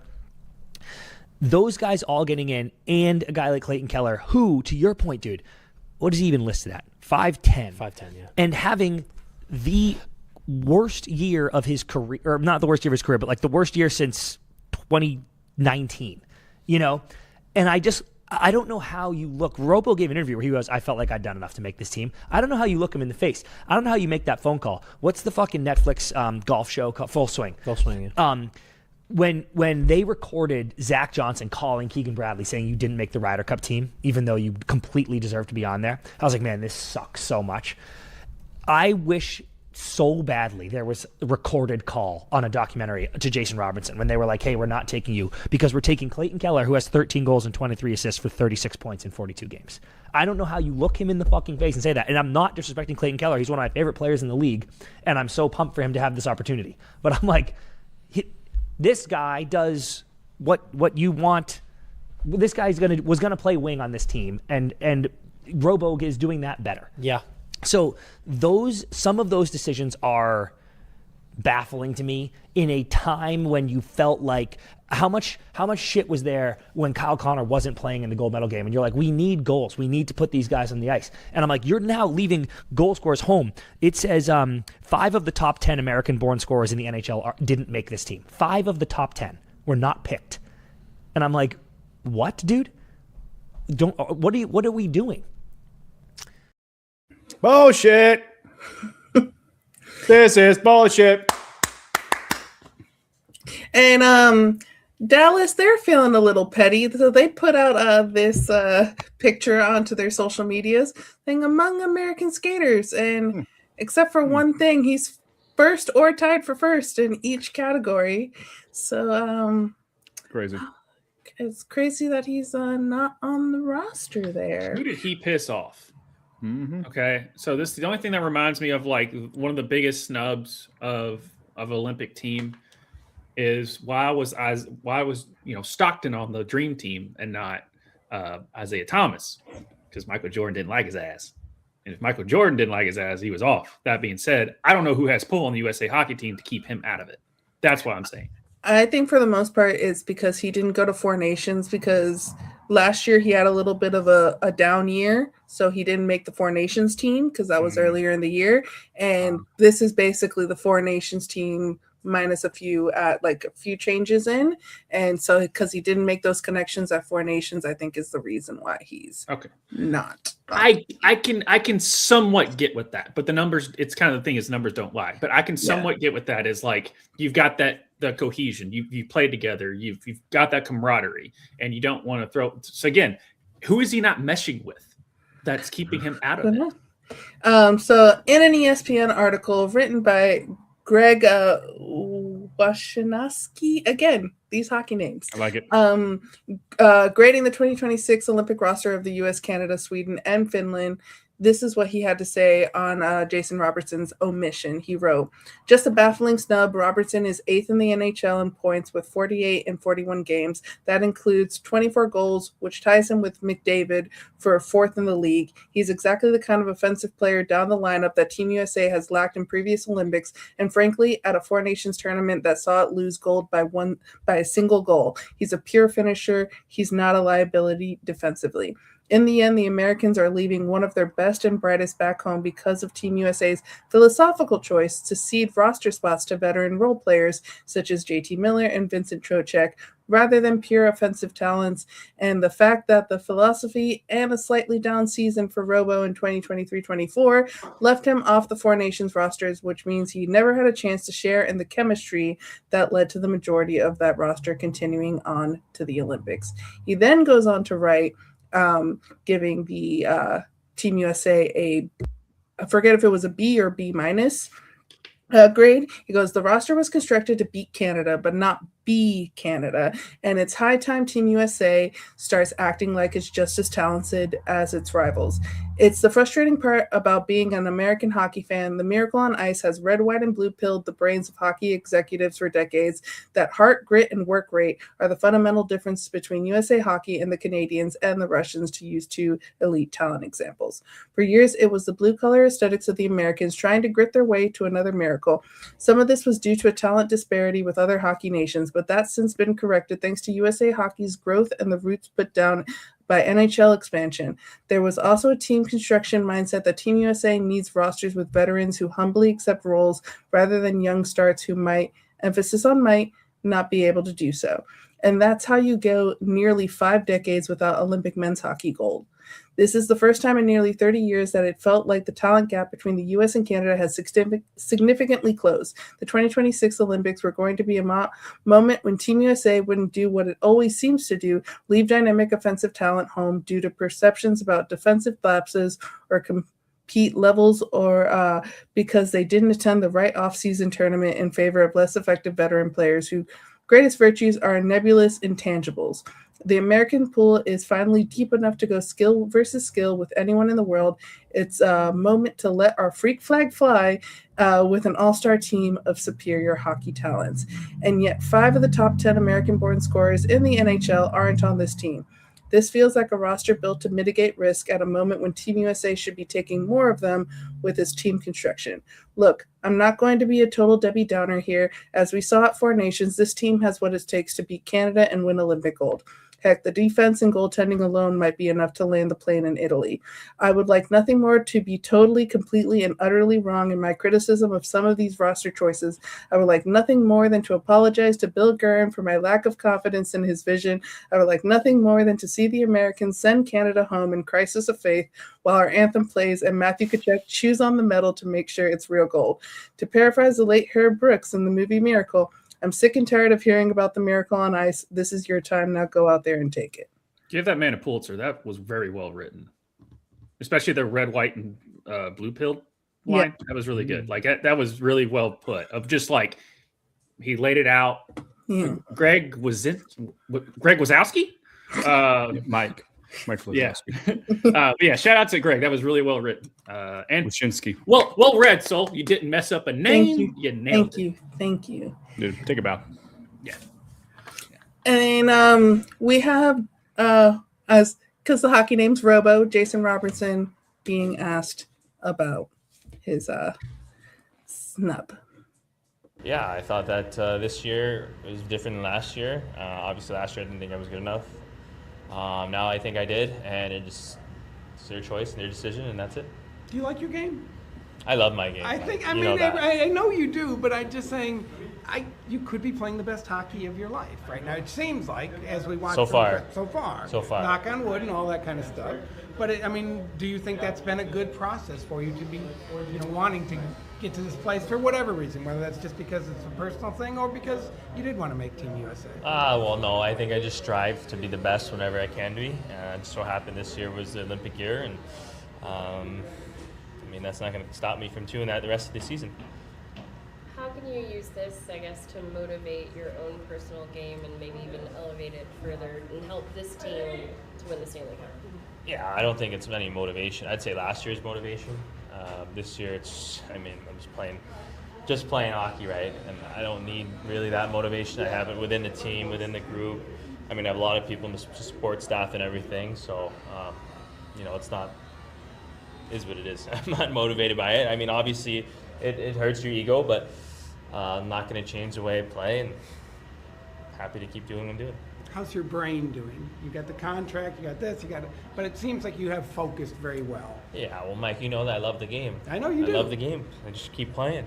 That's the beauty of it. Is it that simple? That's the beauty of it. I don't have to think. Talks about be where your skates are. Sure. And I think all the other coaches are the same way. Is it a good philosophy? I just love playing hockey, Mike, and that's the best part of it, is that I get to play and enjoy it, and the other stuff takes care of itself. Dumb fucking questions. Yeah. Do you like hockey? What? Yeah. How's your brain? How's brain?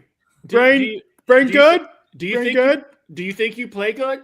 You're first in everything, but do you play good? Do you like your game? Do you like your game? Dude, what's your favorite color? Might as well go to something different. When he has to repeat himself, I just like playing hockey. Like, come on, man. Those questions were gay. We need. Oh wait, no, that's still the lead. We're not there yet. Batushka, are your Stars going to go on a little bit of a revenge for their boy? Oh my this God. year? It's going to be so great. He's going to be playing pissed for a little bit. Hopefully it doesn't get into his head in a negative way. Right. Because it shouldn't. Because, these randos that they picked to play forward, Tage Thompson, Clayton Keller, JT Miller, very well deserving, even though they don't even hold a fucking candle to him. Okay? I'm going to go Shorzy mode, okay? Nah, dude. He's going to be so fucking pissed. And it's going to be great. He's going to probably set some records this year just because of that. And he's going to prove to them that in 5 years, he deserves to be playing. Well, I guess technically now 4, but 4.5, right? Is that fair? But yeah, it's going to be great. Championship, baby. Championship or bust for Dallas. I thought you were about to say diversity, and I was like, yeah, nothing screams diversity like hockey. Yeah. Oh, dude, a bunch of white guys? Yeah. He's way on white ice. So. He is. Yeah, Robo is, but I'm just saying, and shout out to the female. Maybe that's why I didn't make it. Let's start there. Maybe it's because he's Asian, huh? Maybe it's because he's not the right kind of American. I'm just kidding. I highly doubt that part, but it's going to kind of stir the tea a little bit. Stir the pot. Stir the pot. Huh? Speaking of pot. Speaking of, so going into NHL, boys, we had a Winter Classic. We did, or did we? Was it a Winter Classic? Is it winter in Miami? Winter Classic. We had it. It was kind of cold up here, but it was like 70 degrees on Christmas. It was weird. Mm-hmm. So we're in the pool on Christmas. With the Winter Classic, New York always shows up for the Winter Classic. They aren't very good this year, but they have won every single Winter Classic they have ever been a part of, and they won again this year. For those that don't know, the Winter Classic in the NHL is an outdoor game played every year on or around New Year's. The game is usually played in cold weather climates, and the coolest games were ones where it's actually snowing. So they're just the boys are playing outside in the snow, and it's just fun to watch. But this year, the NHL, they decided to have it in Miami. So we had a Winter Classic at Lone Depot Park, Marlins Park here in Miami. And Under classic like up in Miami. Yep. They spent a lot of money. When I say a lot of money, like a lot of money to keep that ice. Did you say Lone Depot? Lone Depot Park, yes. Okay. I used to work. So I guess they beat out Crucial.com humanitarian. Okay. Yes. Right. So like things of like having 2 semis of coolant, having making the ice thicker, keeping the dome up until puck drop. And then having to have ice in the outdoors in Miami. Perfect. So New York spanked Florida 5-1. And we usually do this with soccer kits, but we're going to play a little game of puro sexo, pura caca, or meh, with these Winter Classic jerseys. So first up, we got the Florida Panthers. What do you think, Tishka? I mean, kind of Freddy Krueger vibes. I don't know if that's the stripes kind of there, but a little bit of an optical illusion. You know what I mean? If I'm getting into a fight, I might be looking at their elbows more than I am their fist. And, that's a problem. But I don't mid. Going mid. You're on mid. Josh? The sweater itself is solid, but that yellow short thing, it's gold. Gold, okay, fine, but it looks yellow to me from the picture. But the sweater's good. I like the sweater, but the whole outfit as itself looked like Ronald McDonald and the Hamburger had sex. I like it. So it's half puro sexo, half puro caca? Yeah, we're just mid. Gay hockey show so well right now. What I like, it's not exactly the old logo, but it's close enough to the old logo that like, to me, the old Florida Panthers logo is the best logo. And so it's nice to have anything similar to that again. The gold, and usually I like gold, but not here. So I would agree with Josh there. Where if we're just going the sweater, if I'm just going to buy the sweater and wear it out, I'm going to give it a puro sexo. But the entire outfit, pura caca. And then we got New York. What are you thinking, Josh? I mean, it's straight to the point. It's not something that it's fine. I'm mid on it. It's very a mid uniform of just it's kind of bland, but it's not trying too hard either. It's very traditional in a sense. So it's not puro sexo, but it's not puro caca. It's just meh to me. Tishka? Gay? No, it's puro caca. This is shit. Oh, this is absolute shit.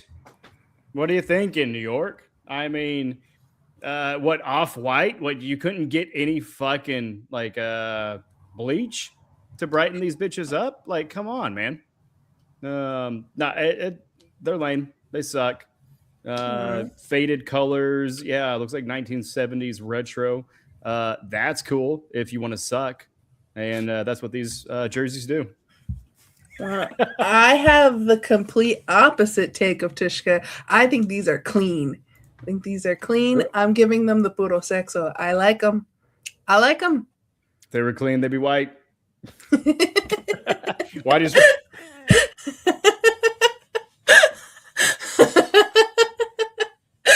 that could be taken in so many different levels? So many ways. That interpretation could be so many different things. That's why Robo wasn't taken. Okay. Purity. Yeah. Before the Winter Classic, Brad Marchand, have you heard of him? Became the 102nd player in the NHL history to reach 1,000 points and the first ever Florida Panther to do so. I mean, we've only had him for a little bit. We're claiming this. We're claiming it. And here's a little fun video that was made for him and his reaction. From the producers that brought you to Hall of Fame. I'll be back. And Brad Marchand's summer. We bring you the diary of a handsome little rat.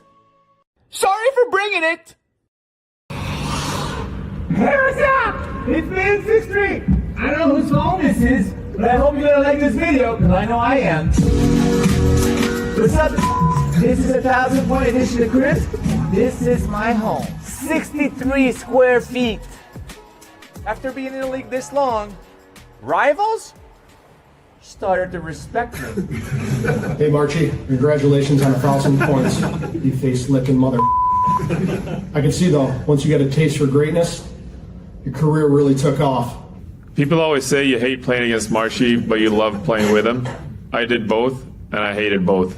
December 29th, 2015, the day you ducked under me, flipped me over your back, and got suspended for 3 games. You'd probably have 2,000 points right now if it wasn't for all the dumb shit that you did in your career. Marshy, the little rat. Damn, did he have some good battles. Still have the hickey left as a constant reminder that he's the worst player I ever played against. If it wasn't for me, you'd probably stuck at 900 still. Hello, Brad. Paul Albert Bissonette here, and just wanted to pop by and let the world's biggest cap circumciser know that I'm thinking about him. And oh, hey, Marshy. You know, I just asked ChatGPT how many times Sean Avery played against Brad Marchand. 4 times. I think it would be safe to say, and you would probably agree with me, that those are the quietest 4 games you've ever played, kid. Marchand spinning around the goal.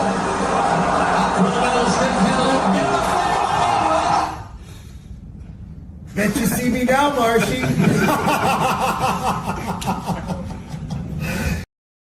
That was good. That was good. That's how Marshy played, man. That's how Marshy played. He was celebrated in a pregame ceremony on December 30th, and a nicer video of friends, coaches, and teammates, current and former, congratulated him. But Josh, thoughts on Brad Marchand making it to 1,000 points? It's Brad Marchand. I've always knew about Marshy, but then these past couple of years with him and when Biz the TNT show and him and Biz would always go back and forth, and it was really fun. So I started more paying attention to him, and of course I already knew he was great for Boston. He was Mr. Bruins, basically, for as long as he was there. But then when he went to the Panthers, I was like, uh-oh. And then I just started watching him more, and he's a rat. That's what he is. Some people hate his game. Dude is a short king that is killing it. So I always will like watching Marshy. I know he's doesn't have many years left, but I'll enjoy him. And congratulations on 1,000 goals. And congratulations also being named to Team Canada. We don't care about Canada as much here, but he did make Team Canada. That's the thing. It's bittersweet because I'm just like, I will root against you, but you make it damn hard. Tishka. Yeah. Love his cherries. Got him while he was drinking. Yeah, dude. I mean, we talked about it last year. I think it's even one of our shorts. This fucking goon, which now goon's taking a little bit of a different turn. He's phenomenal. Whenever you guys got him, it just seemed like the rich getting richer. Even kind of in his later career, but it was just like, okay, cool, great. Yeah, you guys won without him. Now you're gonna win with him, and you guys have a dynasty. So it's gonna be interesting to see, really what kind of happens this year. But I guess we're cheering for Canada now. Is that what we're doing? I thought we were supposed to boo. No. Yeah. Boo! Your cherries suck. Yeah, Steve Mariucci, you son of a bitch. It's a weird stray. Okay. That's his name, right? Mariucci? That was a former Lions coach. Marciani? Marciani? Yeah, the Rooney Rule. Maraschino? Yeah, Rooney Rule. Well, anyways, the Colorado Avalanche, still the best team in the NHL this year, but they did just get their 3rd regulation loss of the season to the Florida Panthers. after the Rangers embarrassed the Panthers. So, we got embarrassed at the Winter Classic, and then we had to go beat the best team in the NHL to feel better. So, there's that. The Buffalo Sabres got the heated rivalry bump, which we will be talking about heated rivalry soon. Ever since Buffalo got shit on in the 4th episode of Heated Rivalry, they have gone on a tear, only losing 1 game, and could possibly make it to a playoff spot this year, which they haven't done since 2011. And the NHL, runs through the Central Division this year. As I said, Avs are the best team in hockey this year, but the Dallas Stars and Minnesota Wild are number 2 and 3 this year, which will make playoffs interesting if things stay the same because they're all in the same division. And speaking of Minnesota, I did not mean to click that. Speaking of Minnesota, they did recently acquire Quinn Hughes from Vancouver. And Quinn Hughes, there's nothing going on up here other than hockey. The lights are on, but nobody's home. Hughes has struck again. Do you see this man? He has to power down because he needs to conserve energy. He has to go fast and play defense. He's not concerned about anything going on around him. He doesn't give a damn until it's time to play hockey again, as you see. And I've said it once and I'll say it again. It might be Quinn, the lights are off because I'm hiding from the demons, Hughes. I mean, just look at this guy. There's not a single thought behind those eyes. And despite the fact that Quinn Hughes spends 90% of the time with a blank stare on his face, he's cracked the smile a little bit in Minnesota. He looks like he's having a little bit more fun over there. Winning is fun. There was a long time where I thought Quinn Hughes was just stoned and disinterested. And honestly, you probably can't prove to me that he's not just stoned and disinterested. It's how he looks, 24/7. Oh, Quinn Hughes, what a guy. What an interesting fella. Cody Bellinger and Quinn Hughes should do a podcast with Ryan Lochte. And then, my early Stanley Cup predictions, which is way later than Josh's, way too early, I know, puck prediction, is that either Dallas or Minnesota will win the Stanley Cup this year because the President's Cup winner never wins. So that means that Colorado can't, and Central Division is just too good this year. Mm-hmm. Josh, are you wanting to stick with Tampa, who are first in the Atlantic, by the way, but are you wanting to stick with Tampa? Why wouldn't I? They're on schedule. Okay. They're on schedule. Jessica, do you have an early prediction?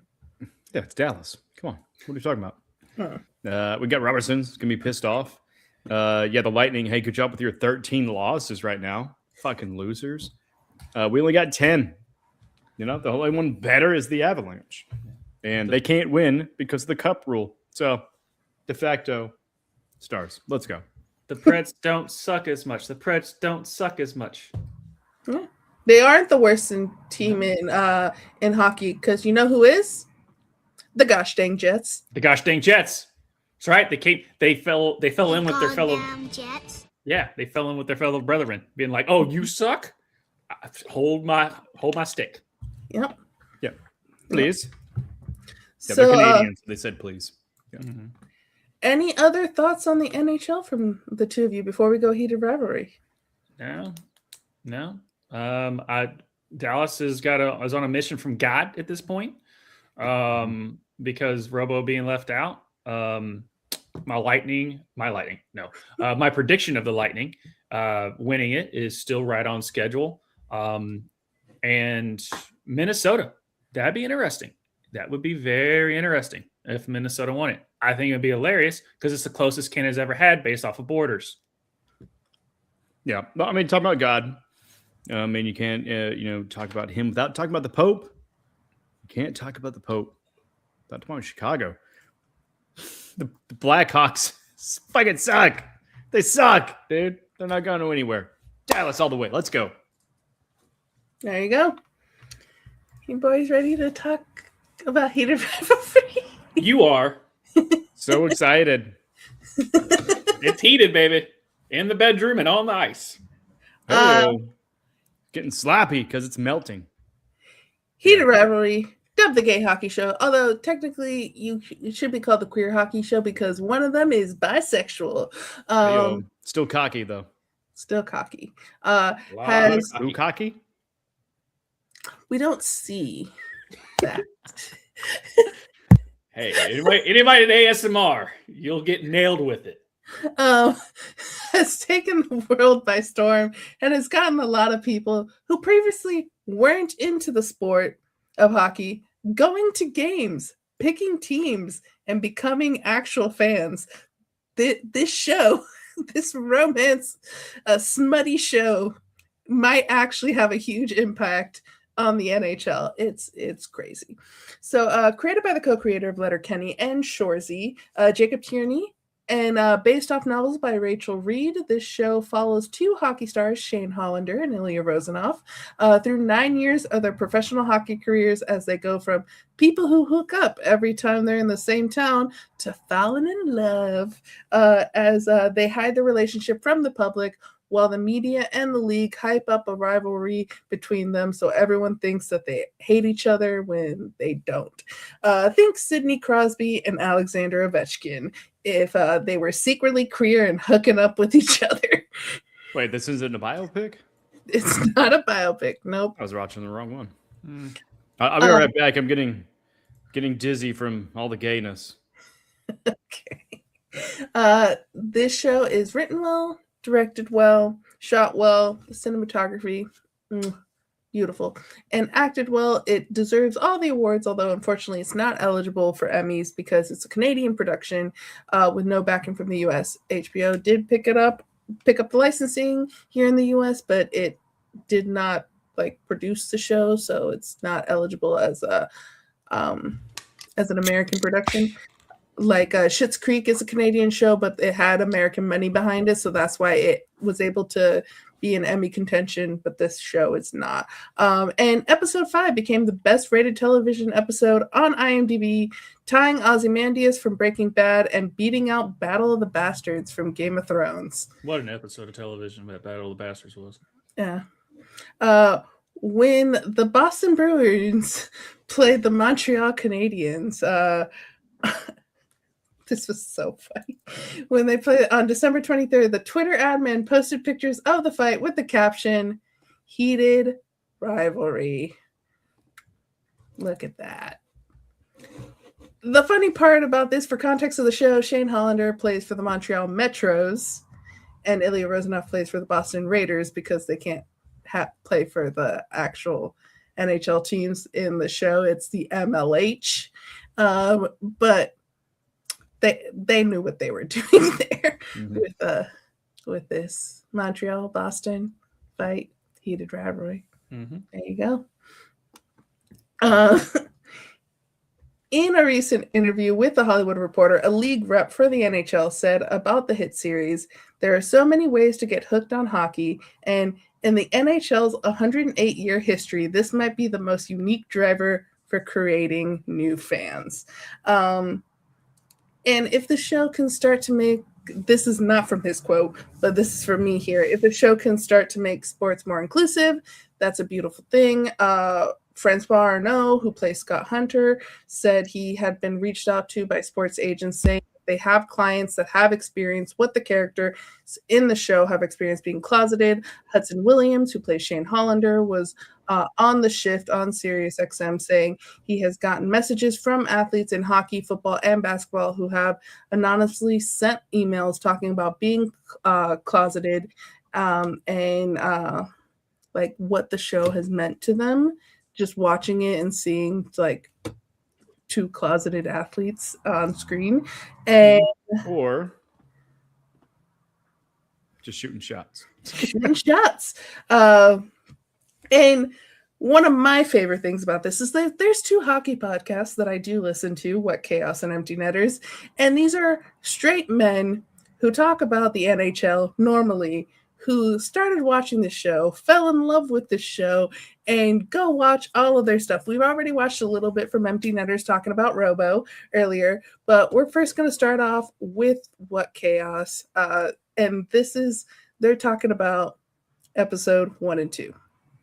Just kind of set the table on what this show is. I think that there was a faction of hockey fans who looked at this show and was like, it's just going to be a bunch of sex with a couple of hockey moments thrown in there. I would like to apologize to those people because you are completely correct. This show is sex on sex on sex on sex. The back checking to back shots ratio is crazy.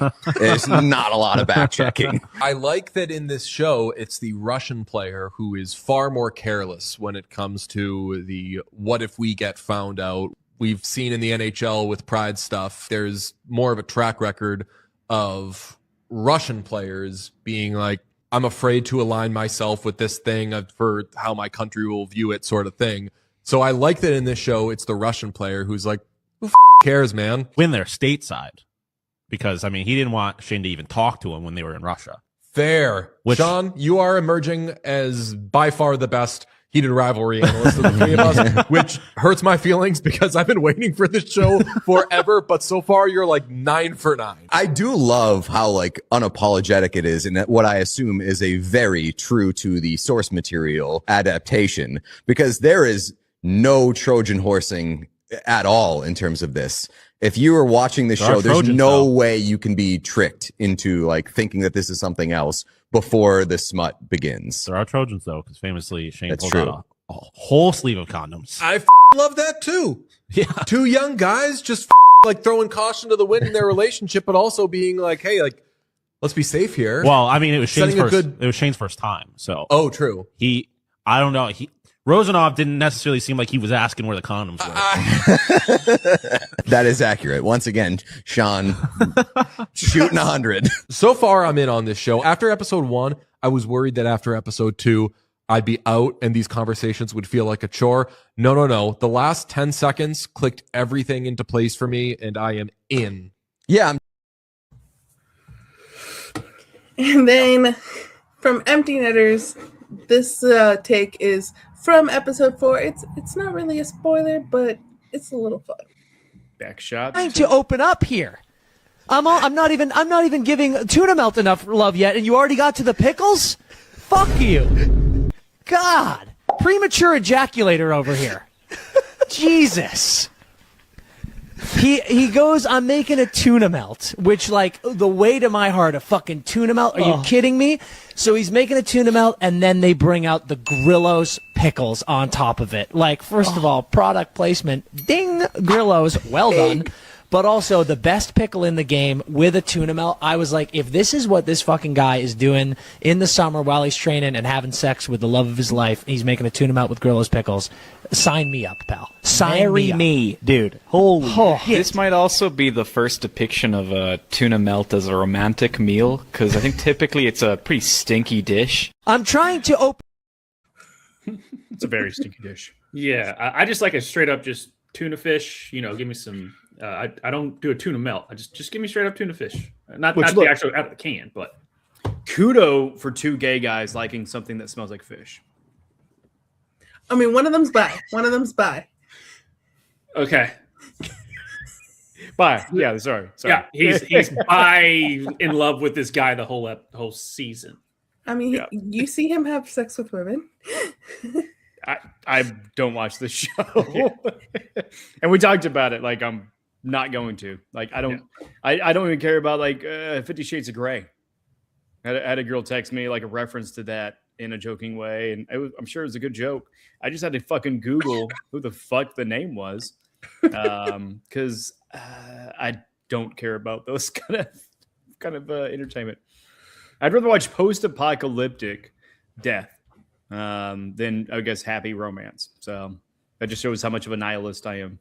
Well, Fallout episode 4 just released, and that's such a good show. So good. But speaking of a good show, this one is. I will admit. So I was like, because me and Sol hung out on Discord down below. That's free to join. She was like, I was like, all right, fine. So I was like watching it. You get nails a lot of ASMR, and yeah, you get a lot of sex going on. A lot of 2 dudes hooking up. Okay, yeah.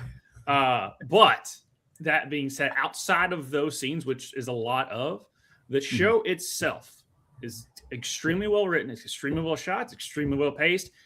And that's just after 1 episode. You understand when you go to HBO Max or whatever the hell it's called these days, and it is #1 trending on that. You understand why I can bring out more. It's kind of like when Taylor Swift started dating Travis Kelce, and all of a sudden all these Swifties started coming out to football games. Kind of the same thing of just people not realizing what hockey is and then fall in love with the show, which falls in love with hockey. Ipso facto. It's kind of how there's always a linchpin, or what is the thing that dips your toe in that water of said sport. NFL, fantasy football. As soon as you dip your toe in fantasy football, you end up falling in love with certain players. You end up falling in love with football. There you go. This is that dip your toe in the water type of thing that hockey hasn't, that hockey of the big core four sports hasn't had.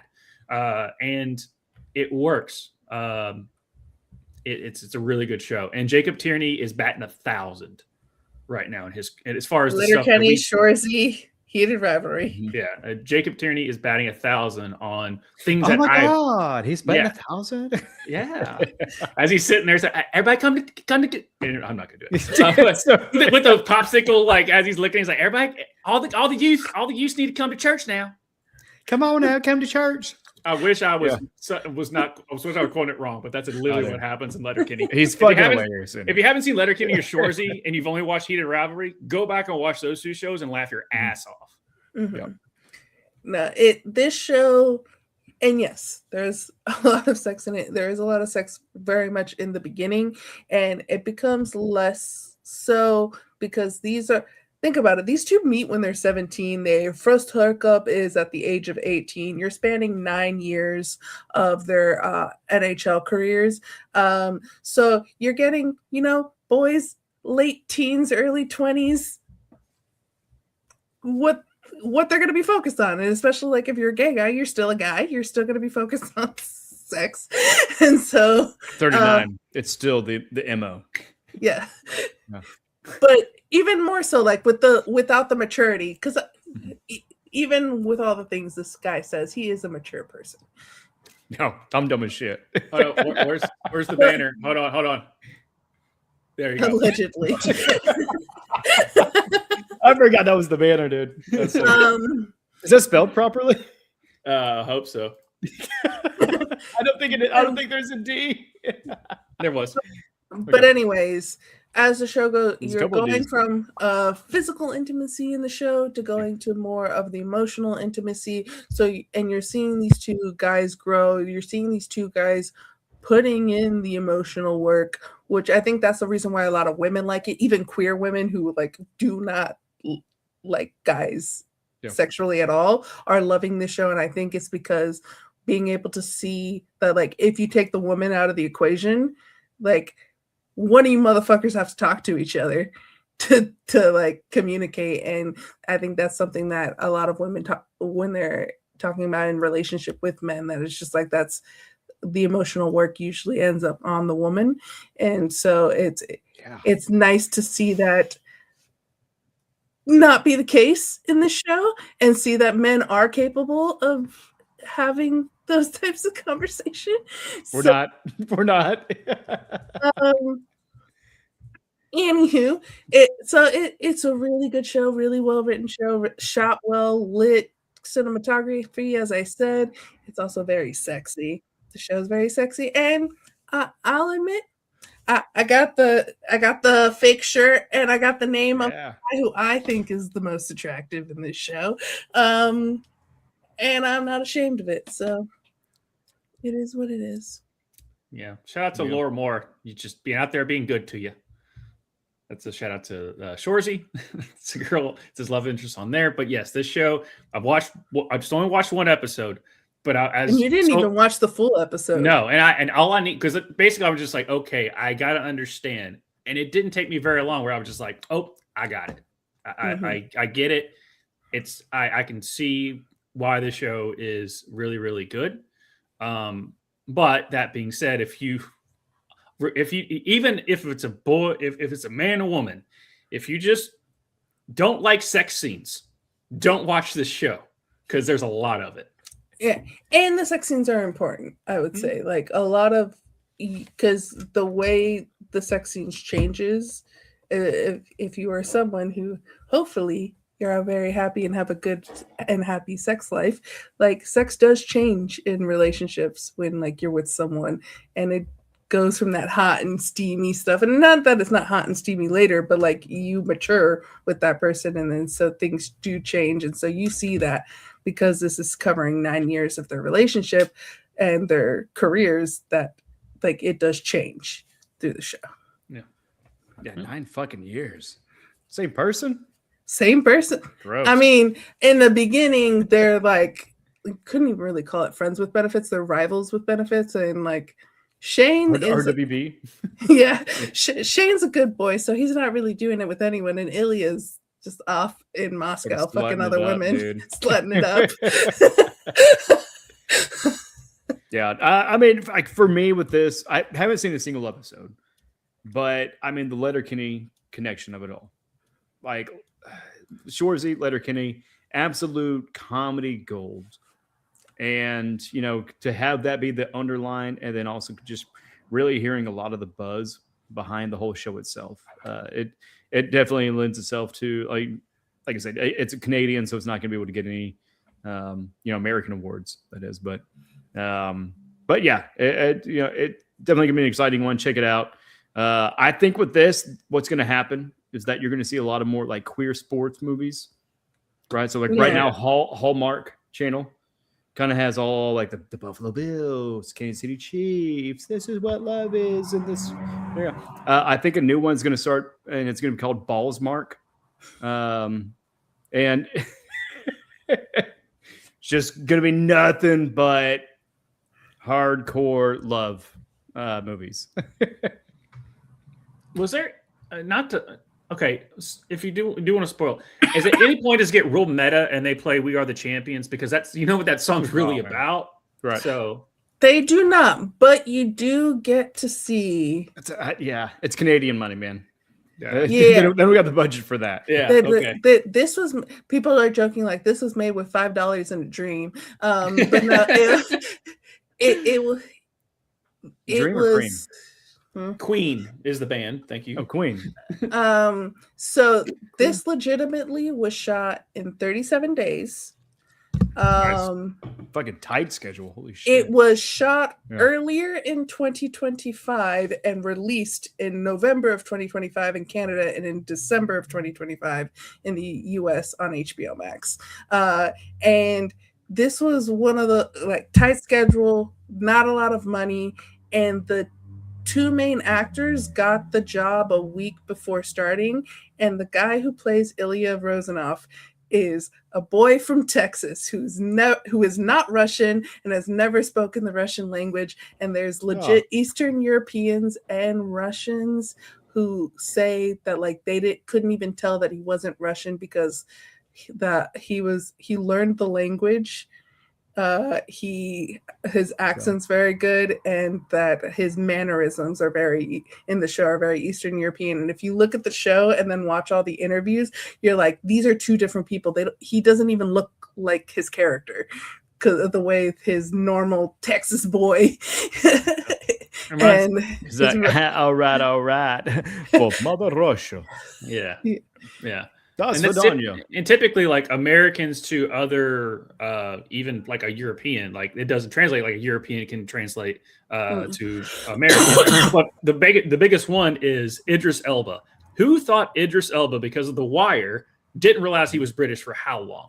Even Idris Elba even said he went to a casting after The Wire, and he came in and started talking, and all the casting directors like, what? And they were like, "You're British?" He goes, "Yeah." Because all I know from The Wire. Yeah. Well, because we thought everybody from Europe was white. I was like, wait, there's other people? What? Weird. Crazy. Hey, you have so the girl that plays Svetlana in the show, I don't know if she's Canadian or American because she has the North American accent kind of, but she's half Russian, half Trinidadian. And she plays Svetlana in the show, and she was talking about Connor, and like Connor learned how to say the words phonetically, and he learned like his lines, but he couldn't really speak Russian outside of that, and that they had Russians working on the show, and they would try to speak to him in Russian because they thought he was Russian because of how good he was sounding, and she was just like, he has no idea what you're saying right now. Bro, I put it in the private chat. This is the actress name. First one to pronounce it correctly wins. Ksenia Daniela Karlamova. I like it. Yeah. Try it, Josh. Yeah, Karlamova is definitely Ksenia Daniela Karlamova. Yeah, I know that Ksenia is correct because I've heard her say her first name. It's definitely Daniela, and Karlamova is what I got. And the funny thing Sony, too, Motorola, Samsung. Samsung. And fun thing that I learned in one of the interviews is that her great uncle got a gold medal for Soviet Union. I was like Soviet Russia. For the Soviet win you. Yeah, for Soviet Tomato Union. Madrid. Yeah, for the Soviet Union in hockey. So she said that like she even like forgot about it, and that one of the Russians who was working was like, "Wait a second, are you have the same name as this? Are you related?" Kind of, and it was just like, he's a legend. So that's cool. Karlamova, I think. Yeah, Karlamova. Yeah, but the way the production was and how it turned out kind of reminds me of Paranormal Activity. If you knew how like they literally they like shot, edited, and everything in like 7 to 10 days with a budget of like a maybe $1 million, or like it was like you were saying, like a potato chips and a hope. And that thing is, I think, the movie wise, one, it blew up. And it also, I think, is the highest grossing to budget film of all time. And now both the two main actors, they've been acquired by like the big talent agency in LA. And one of them's on Late Night Tonight. They're going on they're literally everywhere.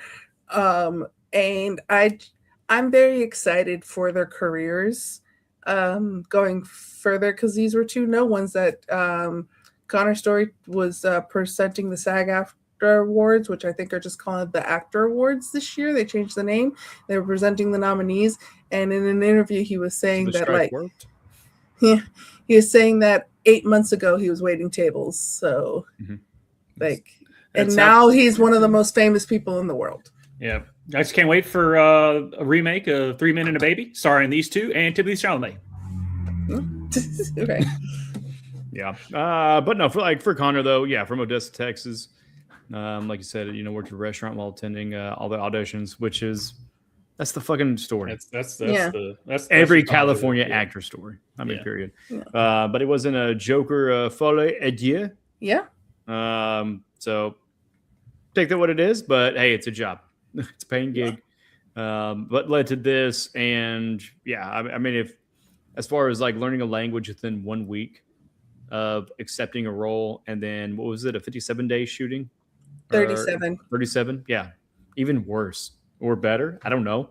I mean, you guys be the judge of that. I mean, that sounds anxiety inducing, but at the same time, whenever you have people that probably just work tight because they've done that in their previous decade and a half of working in TV and film, yeah, I'm excited for them. I mean, I'm great. It's good to see new talent get, the not the award shit, but kind of getting their flowers, the recognition, and we'll see where it goes from here. Is it a flash in the pan? Maybe not, but yeah, it's a cool one. I'm excited for it. Glad it exists. I'm sorry, but I'm probably still not going to watch it. And it's perfectly fine. Because, see, he's not watching it because he doesn't like romance. I hate love, dude. It's bullshit. He watches it because he will watch it because he likes rom-coms. Yeah, rom-coms. Not the romance stuff that's just way too much drama. And I don't know. It's not for me. But Sweet Home Alabama, definitely maybe, all those fun things. The holidays, like when I'll watch. Yeah, The Holiday.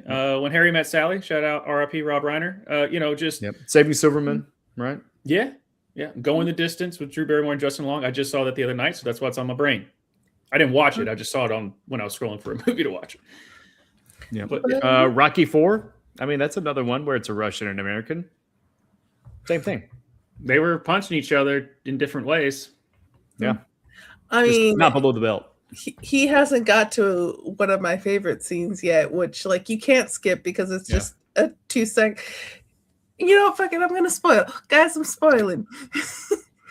Go. We got a spoiler banner. I don't think so. Allegedly. Allegedly, this is Allegedly this. So they're playing a game, right?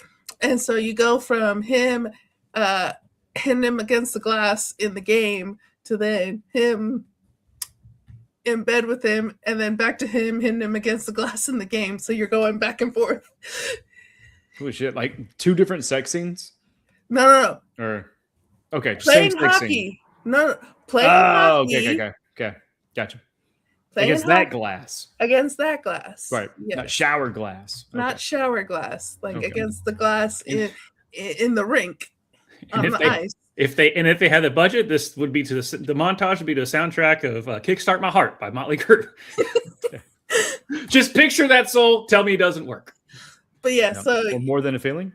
so you get that back and forth, and the funny thing is, in every reaction that I've seen, no matter if it's gay, straight, bisexuals who are watching the show and reacting to it on YouTube, that they all laugh at that part and they're like, "Oh, that's great."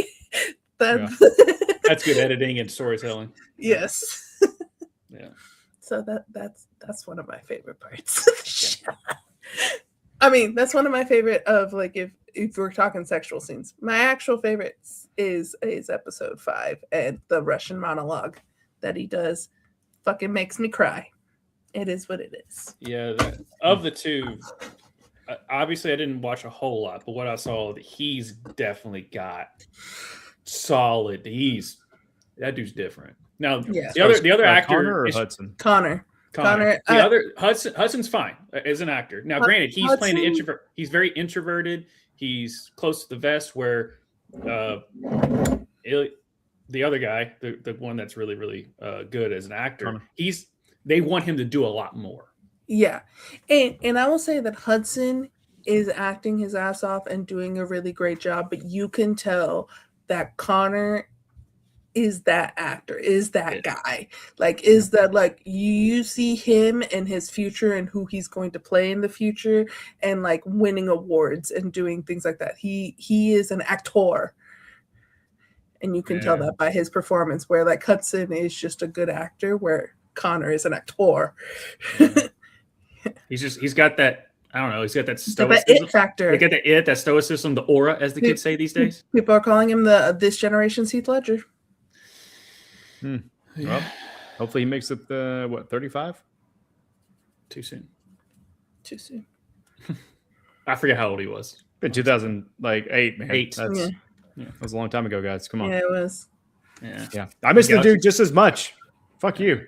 Made me feel bad for this. Hey, for you kids out there, we got Iron Man and The Dark Knight the same year, and Tropic Thunder. They all 3 came out the same year. I mean, that's the reason why the Oscars went from 5 to 10. Yeah, because of Dark Knight. Dark Knight. Yep. Yep. There's a history lesson. Yes, we know movies here on this show. Oh my god, dude! I just want to go back and watch either 10 Things I Hate About You or Night Still. You don't want to watch Brokeback Mountain? Gay. Yeah.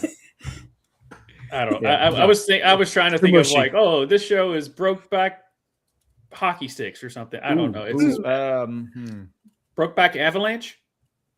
Ooh, it's not a mountain; it's avalanche, and That's a avalanche good one, is though. hockey. But avalanches happen on gay guys. Okay. Yeah, no mountains. They happen on mountains. Yeah.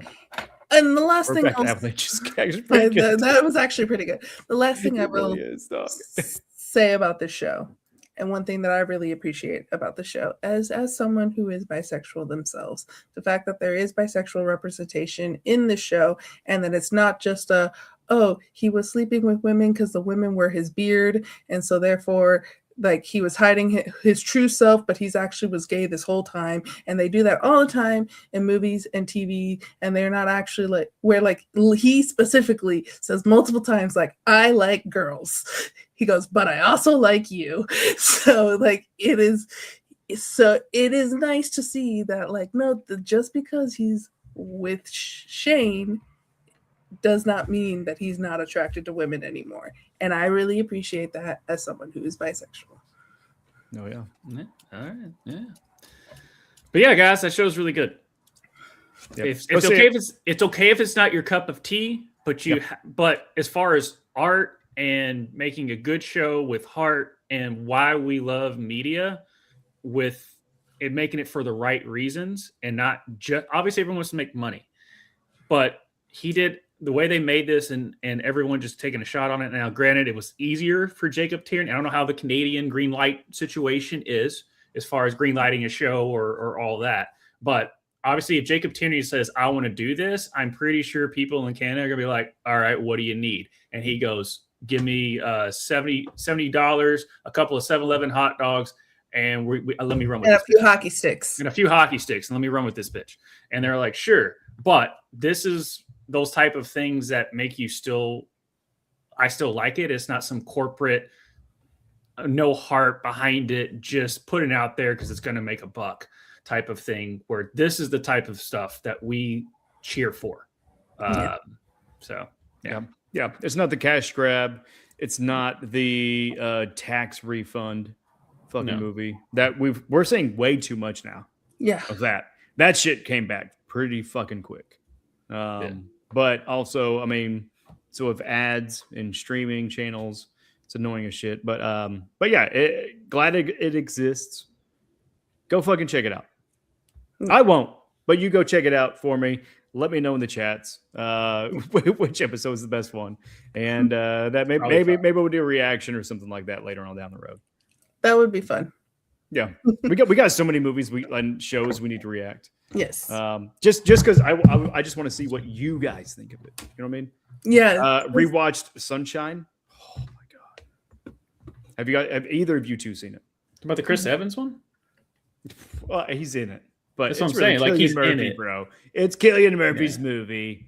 Yeah. I've never seen it all the way through, but I've watched. It's so good. It's one of those movies that was always on TNT, and I would just like, all right, fine, and then I forget. But a movie is not the same on TV.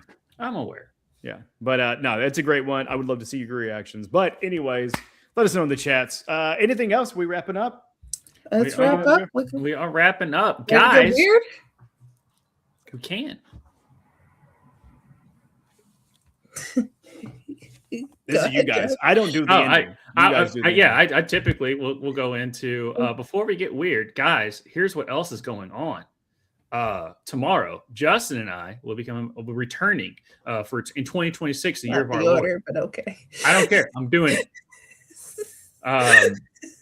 If you want the order, it's 2026. You gotta write it in the notes. It is in the notes. Damn it! All right, fine. The notes is all. The notes is the testament.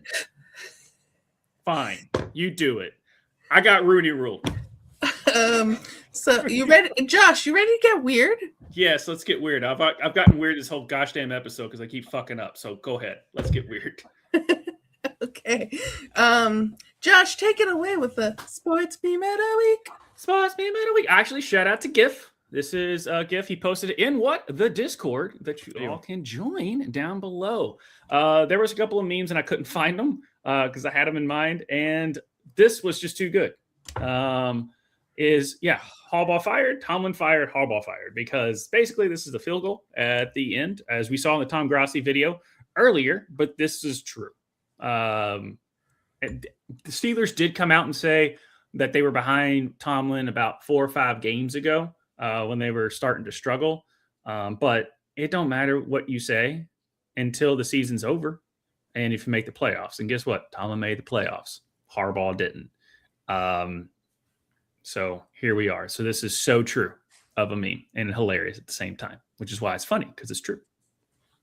Yeah, until both of them get fired.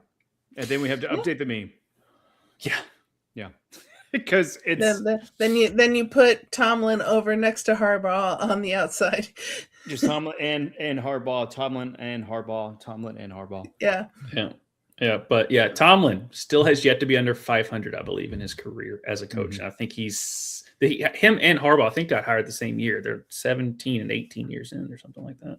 Right around the same time. Long fucking time. Long time. For tenureship.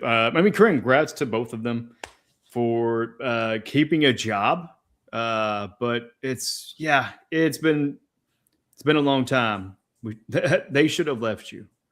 I was literally having the same lyrics Without a doubt. as you said that. Yeah, I know, right? That's why I said it like that. Step. Shout out to Leah, R.I.P. Dude, R.I.P. Gone too soon. But yeah, the change-ups, it's needed to happen. I'm excited for it.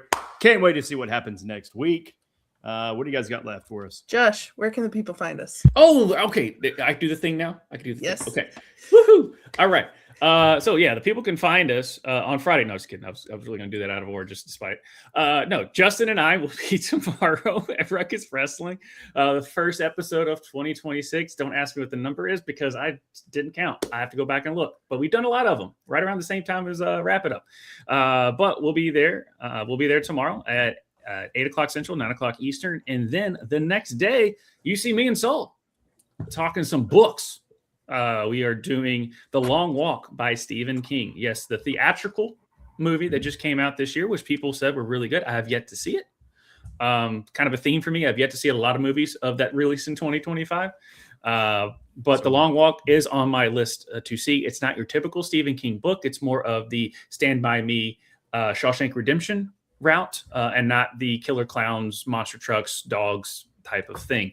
Or Mist. That movie effed me up. That just ooh. With a Y? Yeah, no, it was I. Mist with a Y is a video game. Really good video game. Both really fucked me up though. Yeah, but yeah, Mist is the movie. It was good, but the ending was left up. Brutal. It's brutal. It was brutal. It's brutal. But bracket bitches will return as well. Obviously, we got a lot of brackets to talk to, and all the bitches that filled it out. We don't mean to call you. It's just everybody is. So if you filled out a bracket, I'm not liking this, guys. Hey, but you and I both won MLS this year. I know, man. The year started off so fucking good. First, like 4 or 5 tournaments? Me? What's it like, guys? I just want to know. All we to do is lose? win. I mean, you know how that feels. Doesn't feel great. But to win, at least within the last calendar year, it's good. Makes everything else manageable. Yeah. Tishka and I are the king and queen of MLS because I won the first year. Tishka won the second year, and then we tied for first in the third year. So I still feel like it should be a cage match. Yeah. To the death. It's the rubber match on that. But yeah, that's what we got going on as of right now. Obviously, like we said, fantasy F around. It is done for a little bit until the NFL draft coming around April. Around, I think it's when the NFL draft is, right around April, May. It's right around that time for that. So shout out to whoever gets Carnell Tate, who declared Ohio State wide receiver. He declared for the draft, which he's probably going to go in the first round somewhere. Mm-hmm. You guys ready for our moment of Zen? Been waiting. The world, I'm about to do the first ever offensive Olympics. My 2 favorite competitors. Who drove y'all here? Sinceramente creo que yo voy a ganar. Okay, somebody translator has somebody? No, I think I got the Chinese guy beat. You're gonna beat the Chinese guy? Yeah. Okay. Which side's coming out today? The white side or the black side? You know the answer to white. Well, good boy. Good boy. We got our nicest contestant right here. This guy does just seem nice. Pardon? I think I'm gonna get second. Okay, who's winning? Black. What do you think? Probably 6 or 7. Okay. I don't even know how you made it into this. How does Ginger make any sense? Snuck in here. The rules are simple. If you get last, you are out. If you don't, you get to move on to the next video. The first event is the race, a 50-yard dash. Look who I'm next to. Yeah, you're in trouble. The girl's definitely getting out of here. Really? Yeah, she's gone. And they're off. Oh! No way! Chinese guy, get him out of here! Not our Chinese brother. Even though you lost, you still do have a chance. You get to play a hand of blackjack to win some state cash. 1 hand of blackjack. Oh no. He's going for it. Oh! All right, we got a bunch of people from all over the world. We're about to do the first ever offensive Olympic. That's inaccurate. Bye, everyone. Have a great rest of your I was getting ready to say something else, but no. Did I miss it? Come on, Josh. Hey, there was no Native American in that race. No, it was fucked up. But you know what's not fucked up? This outro. Ladies and gentlemen, y'all take it easy. We'll see you. Peace. Also, live stream. You know.